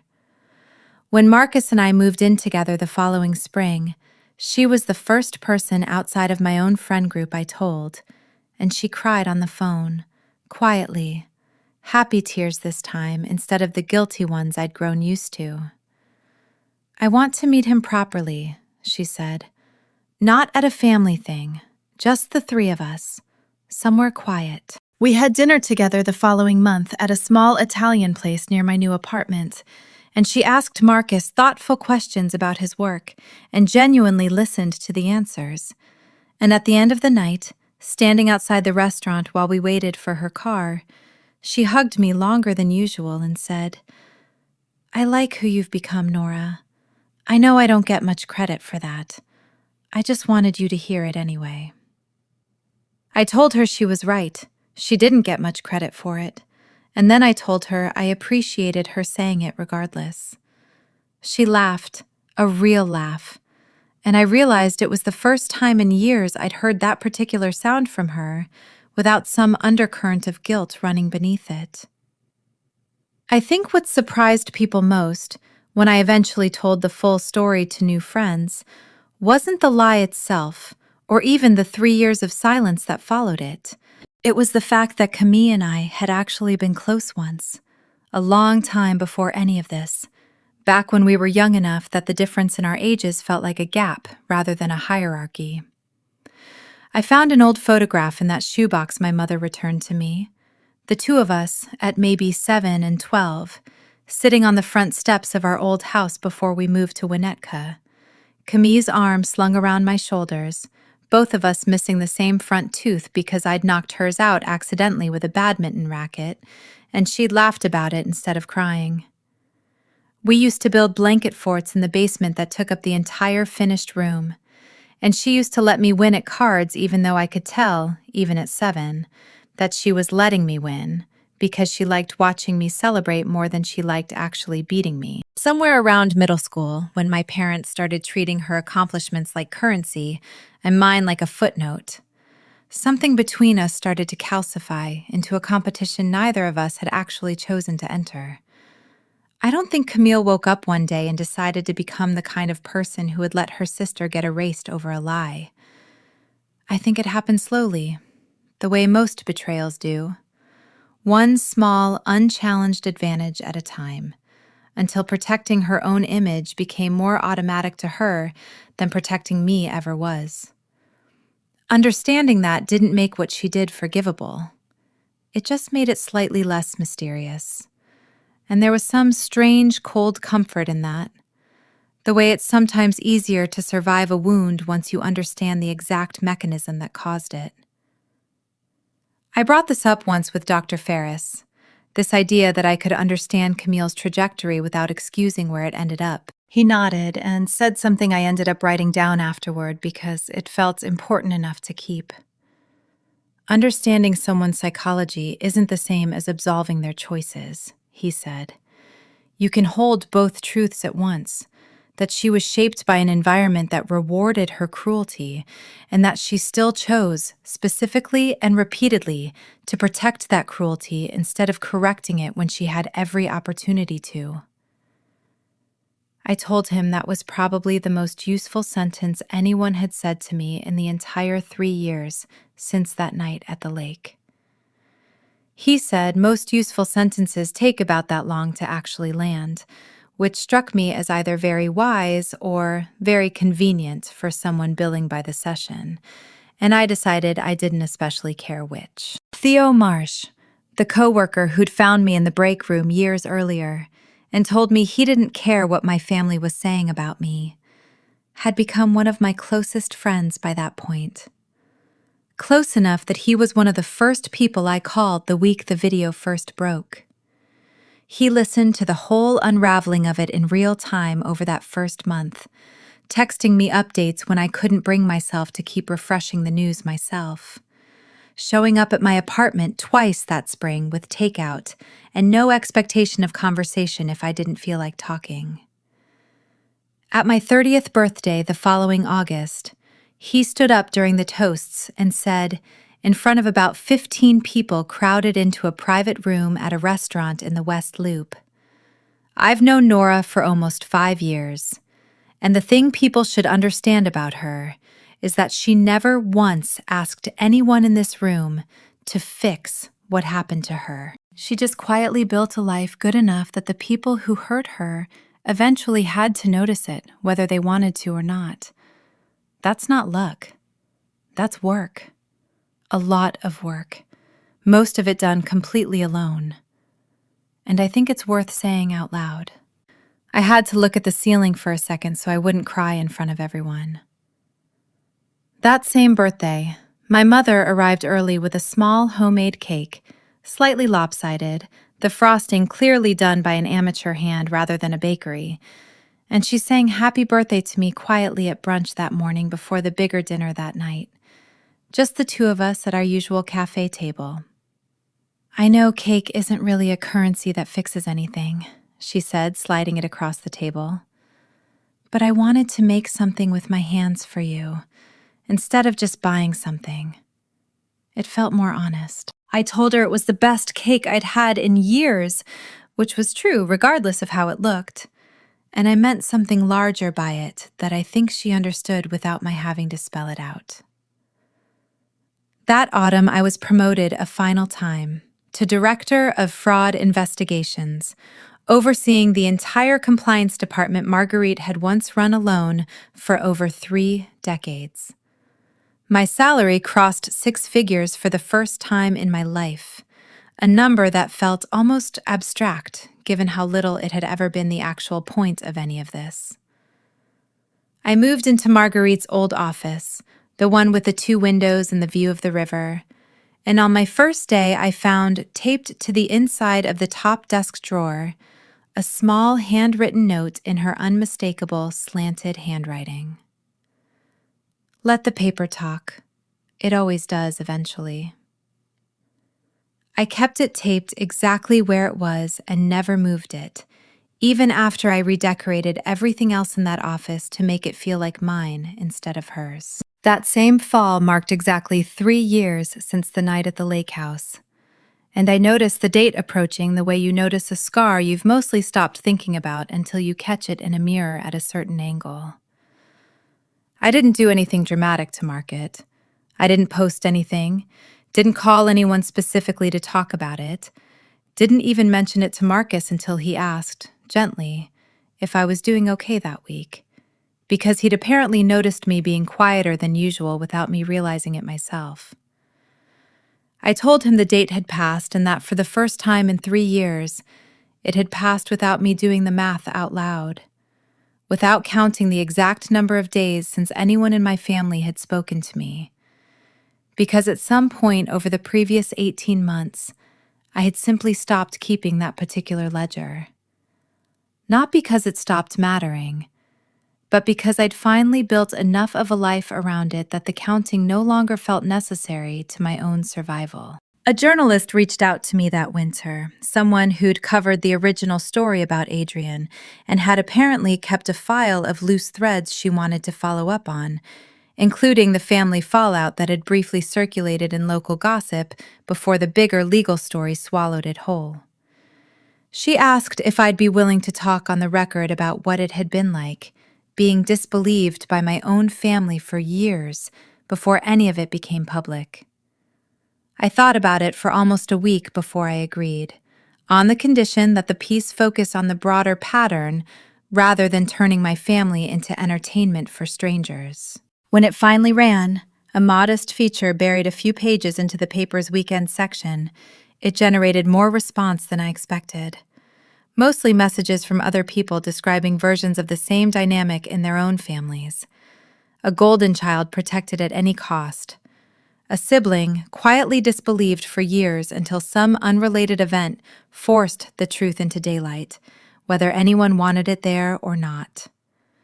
I answered as many of those messages as I reasonably could, not because I had any particular wisdom to offer, but because I remembered exactly how it had felt to think I was the only person this had ever happened to, and I didn't want anyone else sitting with that same specific loneliness if I could help it even slightly.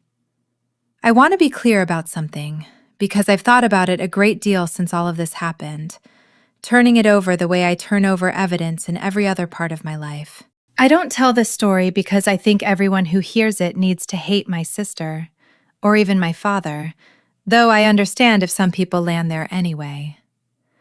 I tell it because I think there's something worth naming about how long a lie can survive inside a family, simply because the truth is less convenient, and about what it actually takes, in practical terms, not in some abstract emotional sense, but in actual hours and documents and stubborn refusal to disappear quietly, to drag that lie back out into the light when nobody with power over your life has any real incentive to help you do it.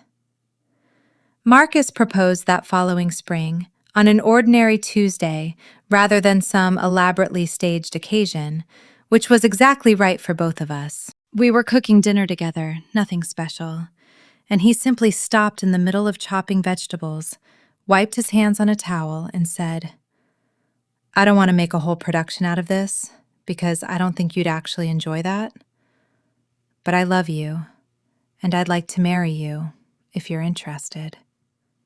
I laughed because it was such a strange, understated way to do it. And then I started crying. Because it occurred to me in that exact moment how much of my adult life I'd spent building things carefully and quietly, brick by brick, specifically so that when something good finally arrived, it would land on ground solid enough to actually hold it. I said yes, standing in my own kitchen in sweatpants with a wooden spoon still in my hand, which felt like the most honest possible way for it to happen. I told my mother before almost anyone else, and she cried on the phone the way she'd cried at nearly every meaningful update I'd given her over the past 2 years, though this time it was uncomplicated, nothing but joy in it. "I want to help, however you'll let me," she said, "even if that's not very much. I understand if this is something you want to build mostly without us." I told her I wanted her there, at the wedding, and that I hadn't decided yet what role my father or Camille would play in any of it, if any role at all. She said she understood completely, and she meant it, which itself told me how far she'd actually come. I ultimately decided, after a long conversation with Marcus and a longer one with Dr. Ferris, to send my father a formal invitation with no personal note attached, an open door with no expectation on either side, and to leave Camille off the guest list entirely. A decision I made without guilt for the first time in my life regarding anything involving my sister. My father never responded to the invitation.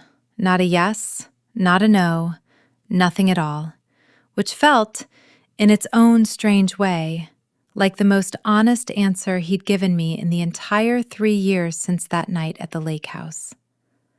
My mother came, sat in the front row, and cried through most of the ceremony, and at the reception she found me during a quiet moment and said, "I know I don't get to take credit for how you turned out.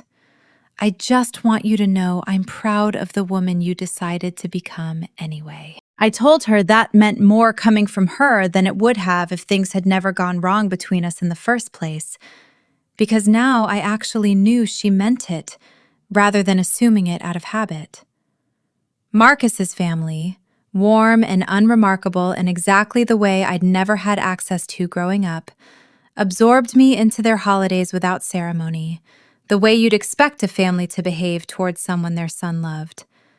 And it took me an embarrassingly long time to stop bracing for some hidden catch every time they simply, plainly included me in things without making it a production. His mother once asked, gently, over a holiday dinner my second year with them, whether I missed my own family during gatherings like this. And I told her, honestly, that I missed the family I'd wanted them to be, far more than I missed the family they'd actually turned out to be, and that those were 2 very different kinds of grief, only one of which I still carried on a regular basis. People ask me sometimes, usually near the end of telling this story, whether I've forgiven any of them, as though forgiveness were a single door you walk through once and it's settled permanently after that. The honest answer is more complicated than that, and it's different depending on which person I'm being asked about. With my mother, something that functions like forgiveness did eventually arrive, slowly, unglamorously, built out of hundreds of small Saturday mornings rather than one dramatic moment of absolution. I don't know if I'd call it forgiveness exactly, so much as an updated, more accurate accounting of who she actually is. A woman who failed me badly once, out of cowardice rather than malice, and who has spent every day since trying, imperfectly but genuinely, to be someone I can trust again. With my father, I've made a kind of peace that doesn't require forgiveness at all. A peace built entirely around no longer needing anything from him, which turned out to be far more sustainable than waiting for an apology that I eventually accepted might never come. With Camille, I haven't forgiven anything, and I've stopped feeling any obligation to pretend otherwise for the comfort of people who find that answer uncomfortable. Some relationships end not because you're unwilling to repair them, but because the other person was never willing to tell the truth in the first place. And you cannot build forgiveness on a foundation that was never honest to begin with. I heard, through the same thinning network of secondhand information that had kept me updated on Camille's life for years, that she eventually left Chicago entirely, took a position at a firm in Denver a couple of years after the divorce finalized, apparently wanting distance from a social circle that had never fully forgotten what had happened, even after most of them had technically moved on to other gossip. I don't know if she's happy out there. I don't know if she's ever admitted, to herself or to anyone else, what she actually did to me that summer. I've made peace with the fact that I will probably never know, and more importantly, that not knowing no longer costs me anything the way it used to. There was a period, in the thick of all of it, when I thought I needed Camille's confession specifically in order to feel like the record had been properly corrected. It took me a long time to understand that the record had already been corrected the moment the truth became undeniable to everyone who mattered, regardless of whether the one person who most needed to say it out loud ever actually did. I still think, more often than I expected to, about that unfinished email Adrian sent me the second night of that trip, the one that cut off mid-sentence with an apology he never got to complete. I've wondered, idly, what the rest of that sentence would have said, whether it would have changed anything if I'd had the full version instead of a fragment. I've decided, eventually, that it wouldn't have mattered either way, because the truth was never actually missing from that story. Every piece of it existed, complete and available, from the very first night. The only thing missing was anyone in a position of authority over my life willing to look at it honestly. A finished sentence from Adrian would not have fixed that. Only time, and a viral video none of us saw coming, and my own stubborn refusal to stop collecting proof of my own innocence long after I'd stopped believing anyone would ever ask to see it, eventually did. Bethany, the 24-year-old analyst I'd started mentoring after Marguerite retired, got promoted to senior analyst herself 2 years into our Friday sessions, and she asked if she could start her own version of them for the next cohort of new hires, once she'd earned enough seniority to do it credibly. I told her that was exactly the point, that the whole structure only worked if it kept passing itself forward instead of stopping with whoever happened to receive it first. She built her own version eventually, with her own additions and her own mantra, something about documentation as self-respect, that made me laugh the first time I heard it secondhand, mostly because it was true, and because I recognized, watching it happen, the exact same instinct Marguerite must have felt watching me do something similar years earlier. There's a particular kind of comfort in realizing that the worst period of your life eventually produced something durable enough to outlive the specific pain that created it. Something other people can actually use without needing to know the private history behind why you built it in the first place. Theo got married that same year, to a woman named Priyanka he'd been dating since shortly after the video first went viral. And he asked me to be one of his groomsmen, a request that made both of us laugh at the logistics of it before we simply decided we didn't care what anyone thought of a woman standing on the groom's side in a matching suit. At the reception, he found me during a quiet moment, the same way my mother had found me at my own wedding, and said, "You know I only really got to know you because of that break room conversation, right?" I almost didn't say anything. I remember standing there for like a full minute deciding whether it was any of my business. I told him I was endlessly grateful he decided it was. He said something that stuck with me for a long time afterward, that sometimes the smallest interventions end up mattering more than the people making them ever realize, because you rarely get to see the actual weight your small kindness carried for the person receiving it.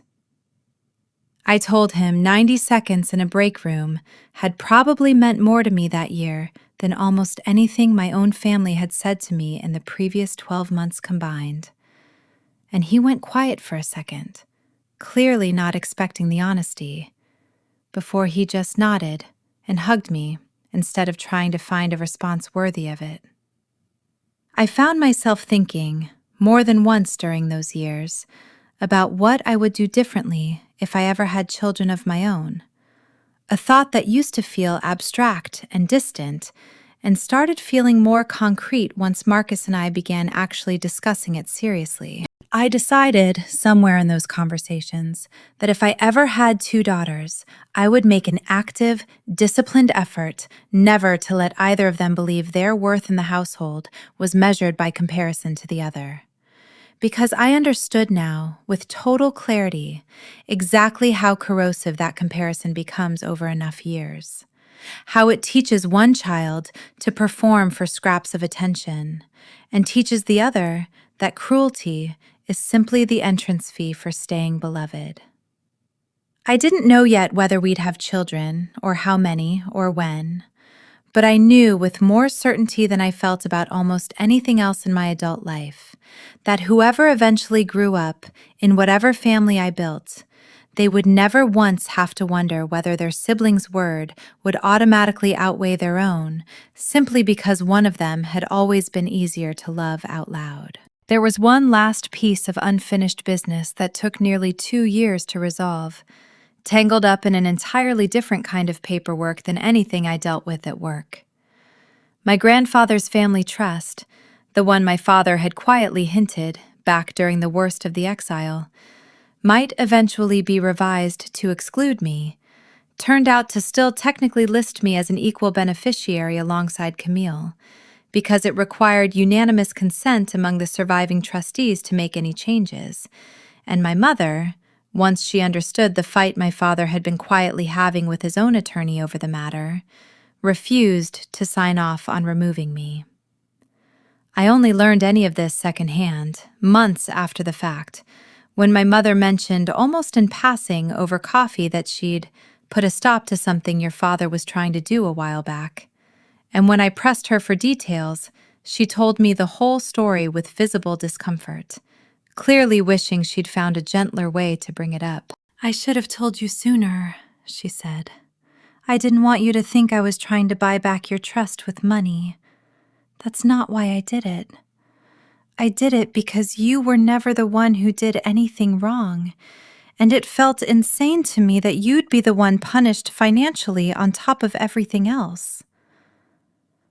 I told her I appreciated her telling me it all, and that the money itself mattered far less to me than the fact that she'd been willing to stand against my father on something concrete rather than just apologizing to me in private while letting him quietly rewrite the family's actual structure behind closed doors.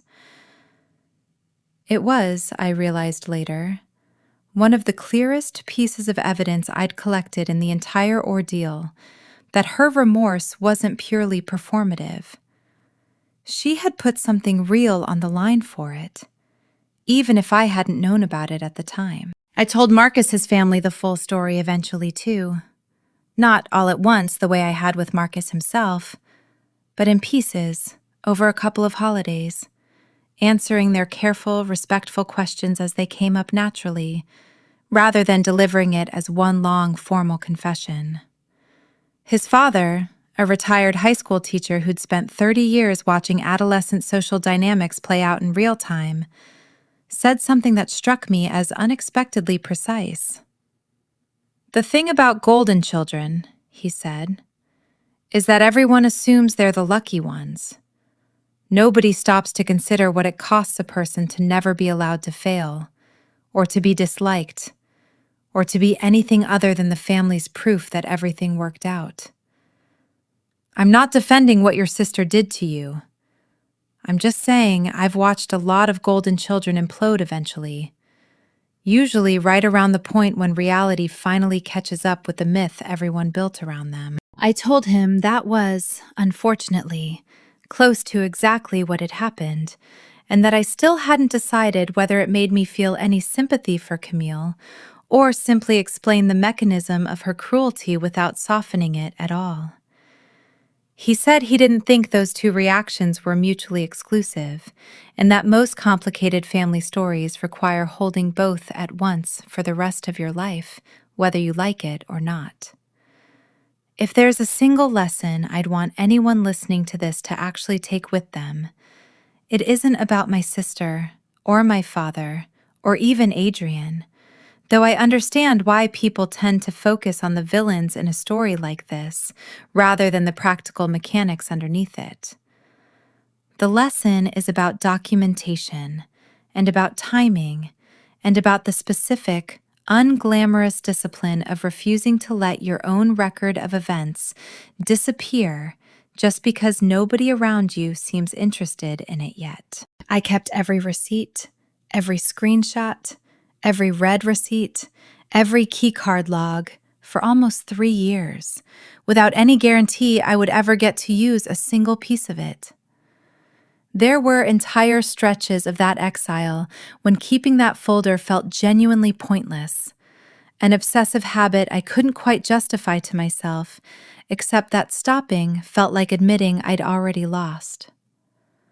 I want to be honest that I didn't do it because I had some serene, wise confidence that the truth always eventually comes out.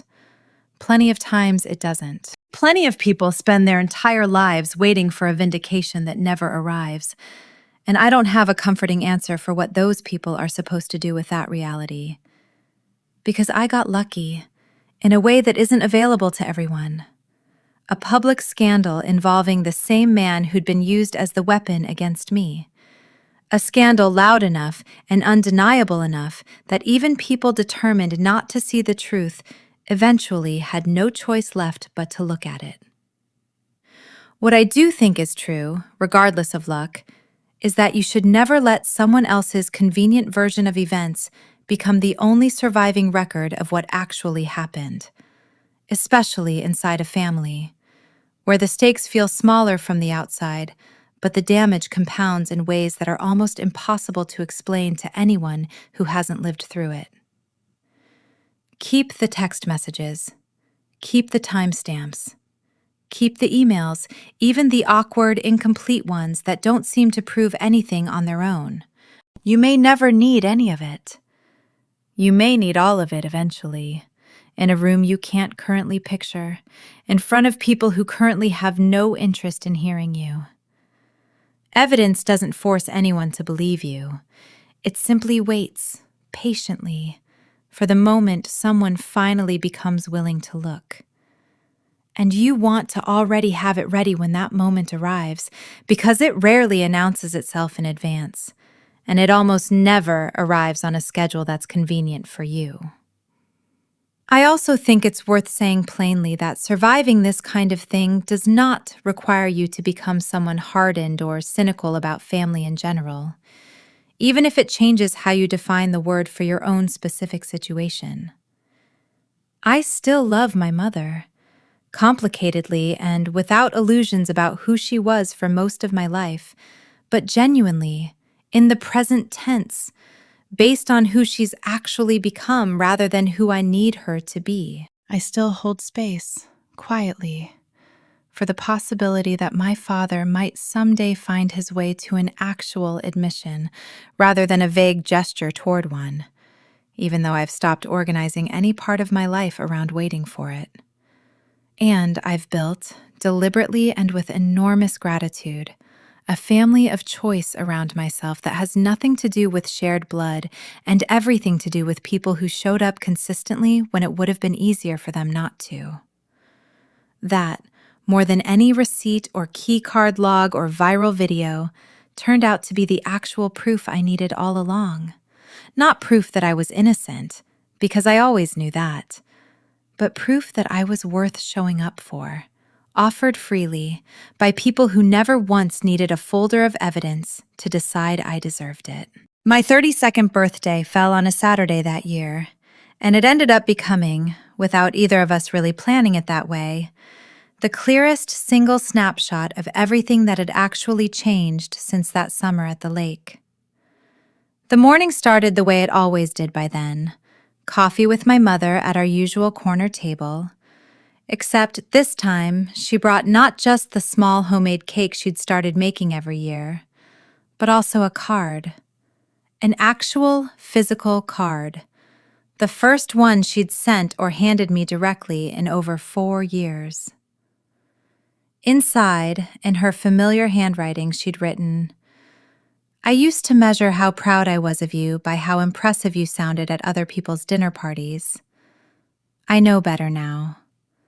I'm proud of you because of exactly who you were, even during the years I refused to look at you clearly. That was always there. I just wasn't paying attention. I'm paying attention now." I read it twice at the table and had to excuse myself to the restroom for a minute before I could finish my coffee without crying into it.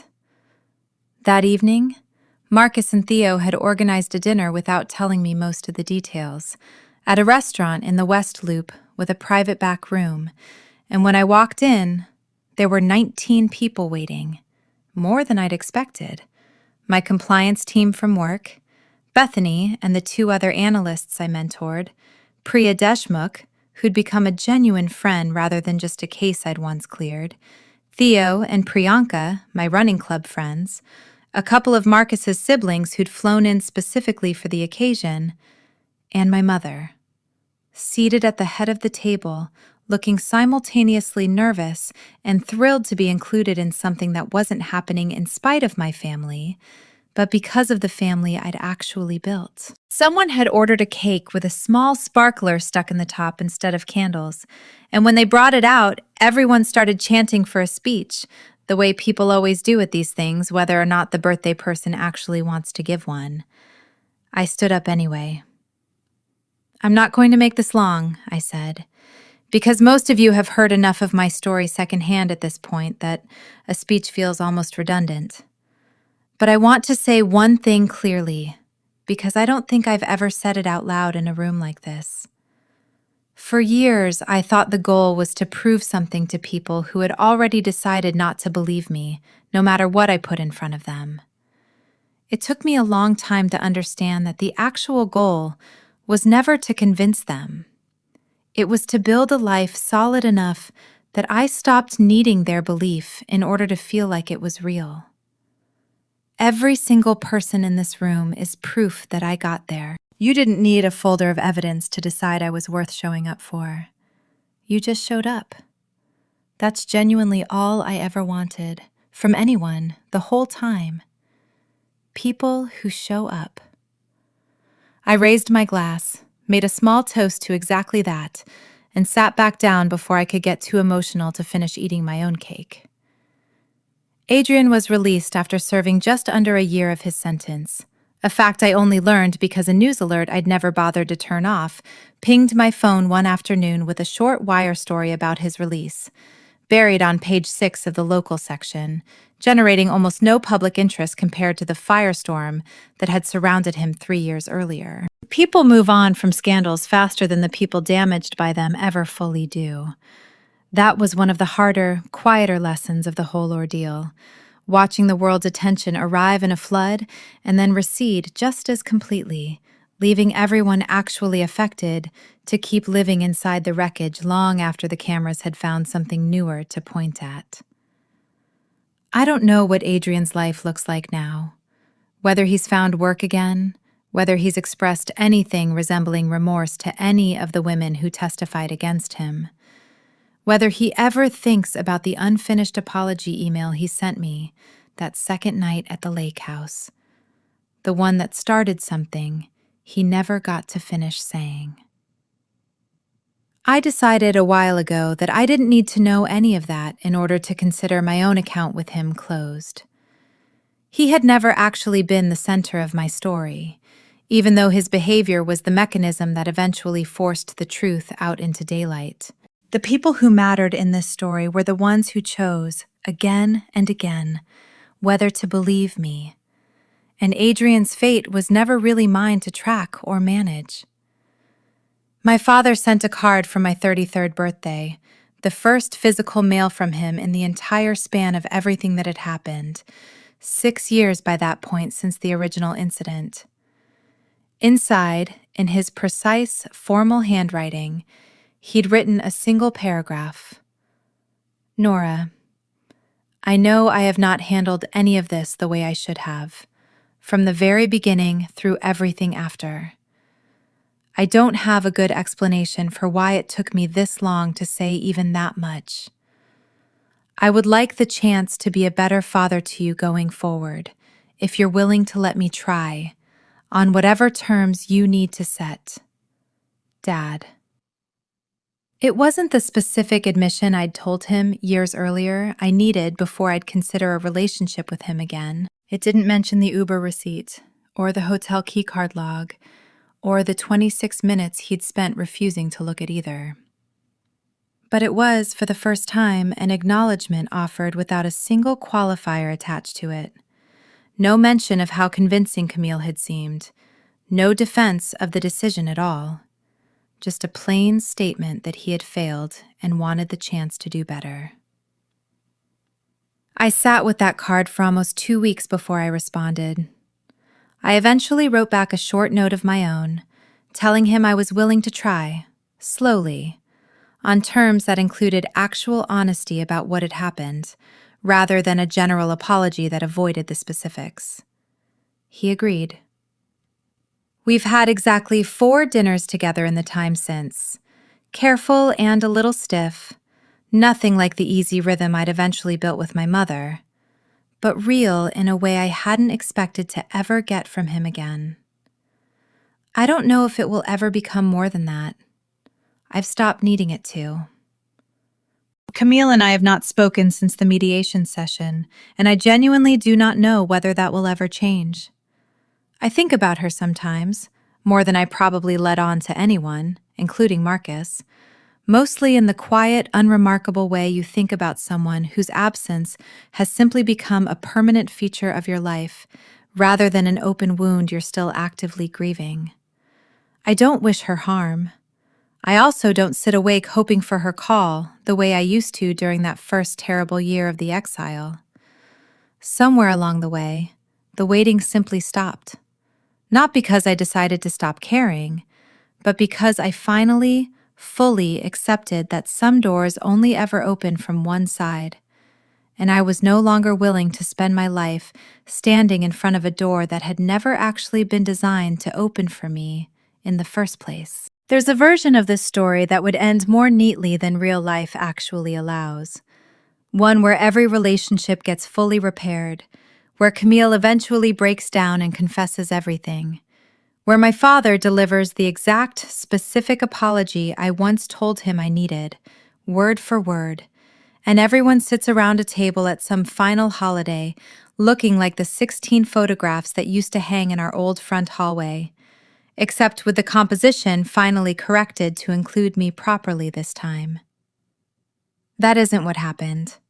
And I've come to believe that stories which insist on that kind of tidy resolution are usually lying about something, smoothing over the actual mess of what forgiveness and consequence look like in a real family instead of a fictional one. What actually happened is messier and, I think, more honest.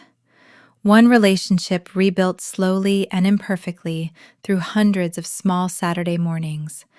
One relationship reopened cautiously on new terms after years of silence. And one relationship that simply ended, not with a dramatic confrontation, but with a quiet, mutual absence that neither of us has moved to correct. All 3 of those outcomes coexist inside the same family, the same set of facts, the same 3 years of silence, and the same viral video that eventually cracked it open. I don't think that makes the story less complete. I think it makes it more true.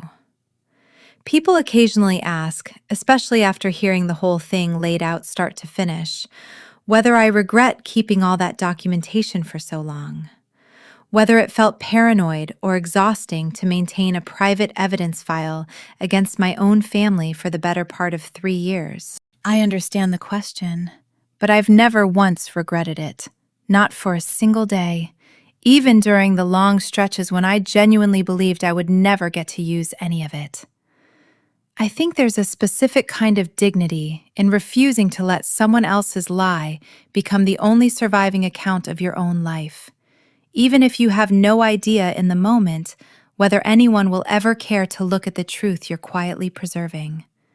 I kept that folder because some stubborn part of me refused to accept that the story my family had settled on was going to be the final version, regardless of whether I ever got the chance to correct it publicly. I didn't build that case for revenge, even though it eventually produced something that looked a great deal like it from the outside. I built it because I needed, for my own sake, to know exactly what had actually happened, laid out cleanly enough that I could hold on to my own sanity even while everyone I loved most was telling me a version of events I knew, with total certainty, had never occurred. I think about Marguerite's line often, the one about receipts only being powerful once the audience is ready to see them. I would add one thing to that now, something I've earned the right to say only because I lived through the specific waiting she was describing.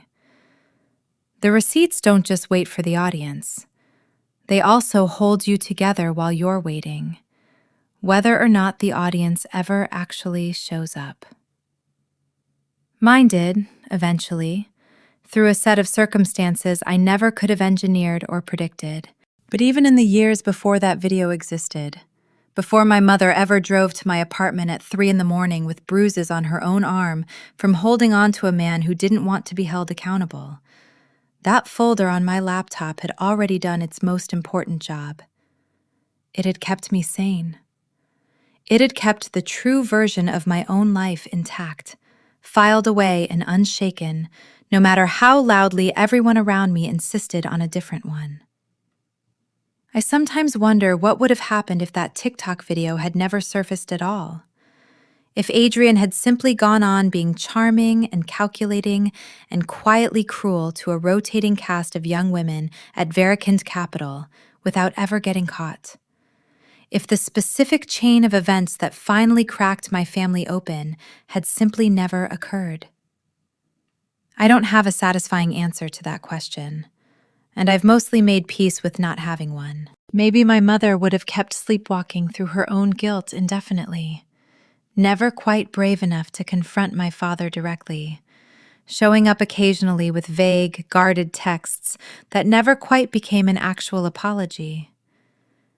Maybe my father would have died one day, still fully convinced he'd made the correct decision, never once forced to reckon with the receipts I gave him within days of the original incident.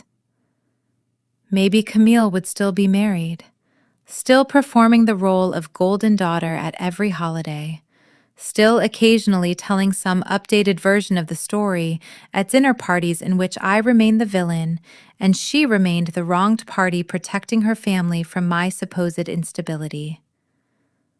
I don't know. What I do know is that I would have kept that folder regardless, kept building my career regardless, kept collecting whatever scraps of chosen family I could find regardless, because none of that work was ever actually dependent on Adrian's downfall in the first place. His exposure was the spark. It was never the foundation. The foundation had been under construction the entire 3 years before anyone else was paying attention, built out of nothing but stubbornness and paperwork and a refusal to let anyone convince me that the version of events I knew to be true wasn't real, simply because no one with power over my life wanted to look at it. I think that's ultimately the piece of this story I most want to leave people with. More than the viral video, more than the mediation session, more than any specific line anyone said in that glass conference room downtown. The truth doesn't need an audience to remain true. It only needs someone willing to keep it intact until an audience, if one ever arrives at all, finally becomes ready to see it. I was willing to be that someone for almost 3 years, mostly because I didn't know how to stop, And only much later did I understand that the willingness itself, quiet and mostly invisible to everyone around me, was the actual proof of who I was the entire time. Not someone capable of the thing my sister accused me of, but someone capable of surviving being disbelieved by the people who were supposed to know me best, without ever once abandoning the truth just because it would have been so much easier, for so much longer, to simply let it go. Late on the night of that 32nd birthday, after the restaurant had emptied out and Marcus and I had said the last of the goodbyes in the parking lot, we walked home together through streets that were mostly quiet by then, and I found myself thinking, for reasons I couldn't fully articulate even to him, about the shoebox my mother had returned to me years earlier, still sitting on a shelf in our closet exactly where I'd placed it the week she gave it back. When we got home, I pulled it down without really planning to, sat on the bedroom floor, and went through it again, slowly, piece by piece. The returned birthday cards, the report cards, the crayon drawing of 4 stick figures holding hands under a lopsided sun. Marcus sat down beside me without saying anything, the way he always did when he could tell a moment needed space rather than conversation. I held that old drawing for a long time. 7-year-old me's version of a family that never actually looked the way I'd drawn it. Not even back then, though I hadn't known that yet at 7. I thought about how much of my life had been organized, without my fully realizing it until much later, around trying to make that drawing true, around trying to earn a version of belonging that had never actually been available to me on the terms my family had set. And I thought about how strange and quietly miraculous it was that I had eventually built something closer to that drawing anyway, just not with the people I'd originally drawn it for. A family, real and imperfect and chosen, gathered that same night in a private room in the West Loop. People who had shown up for me over and over, without ever once needing a folder of evidence to decide I was worth it. I stood at our apartment door before we finally went to bed that night. The door with both our names on the lease this time instead of just mine. The door I had chosen. In a life I had built with my own 2 hands out of almost nothing. Brick by brick, receipt by receipt, over 3 years of silence that eventually broke wide open in a way none of us could have predicted or planned. I looked at that door for a long moment, the way you look at something ordinary that has quietly become sacred to you, without your fully noticing when the shift happened. This door, this apartment, this marriage, this scattered, loyal, imperfect family of people who chose me. It was mine. Nobody handed it to me. Nobody gets to walk through it now unless I decide to let them. And for the first time in my entire life, that decision belongs completely and permanently to me. The door stays open. I'm the one who gets to hold it. Author's postscript for anyone who made it this far. If you're currently the family member nobody believes, keep your receipts. Keep the screenshots, the timestamps, the red receipts, the boring, unglamorous paper trail that feels pointless right up until the exact moment it isn't. You may wait months. You may wait years. You may never get the public reckoning I eventually got, and if that's your reality, I'm genuinely sorry, because you deserve the truth to matter, regardless of whether the world ever hands you a viral video to force the issue. But keep the paper trail anyway, for yourself, if for no one else, because it will hold you together on the nights when everyone you love is telling you a version of your own life that never actually happened. Somewhere down the line, whether anyone else ever looks at it or not, you'll be glad you never stopped believing your own version was worth preserving. Aunt Louise came to the birthday dinner that night too, quietly, near the back of the room, having asked months earlier if it would be welcome for her to start slowly rebuilding a relationship with me, the way my mother had. I'd told her yes, cautiously, on the same terms I offered anyone by that point: steady effort, no excuses, no more disappearing the moment loyalty to Camille or my parents felt more convenient than loyalty to the truth. She'd kept that promise for over a year by then. Small, consistent gestures, birthday cards mailed on time, actual questions about my life instead of assumptions imported secondhand from my mother. Watching her clap along during the toasts that night, sitting comfortably among people who had no personal history with her at all, felt like its own small, unremarkable proof of how much had actually shifted since the version of her that hung up on me in a fit of misplaced loyalty years earlier. Not every relationship in this story ended in the same place. Some closed permanently. Some reopened on entirely new terms. And a few, like hers, simply took longer than expected to find their way back to something honest. Arriving late, but arriving anyway, which by that point in my life, I had learned to receive with genuine gratitude rather than resentment for the delay. Marguerite came to that dinner as well, 78 years old by then, walking a little slower than she used to, but sharp as ever. And when I introduced her to Marcus as the woman who trained me to build a case out of nothing, she waved the description off the way she always did and told him instead, I gave her a vocabulary. She already had the spine. She pulled me aside near the end of the night, the way she used to on Friday afternoons in her old office, and said, You did good, Nora. Not just with the family, with all of it. The mentoring, the way you kept it moving forward instead of just surviving it and closing the door behind you.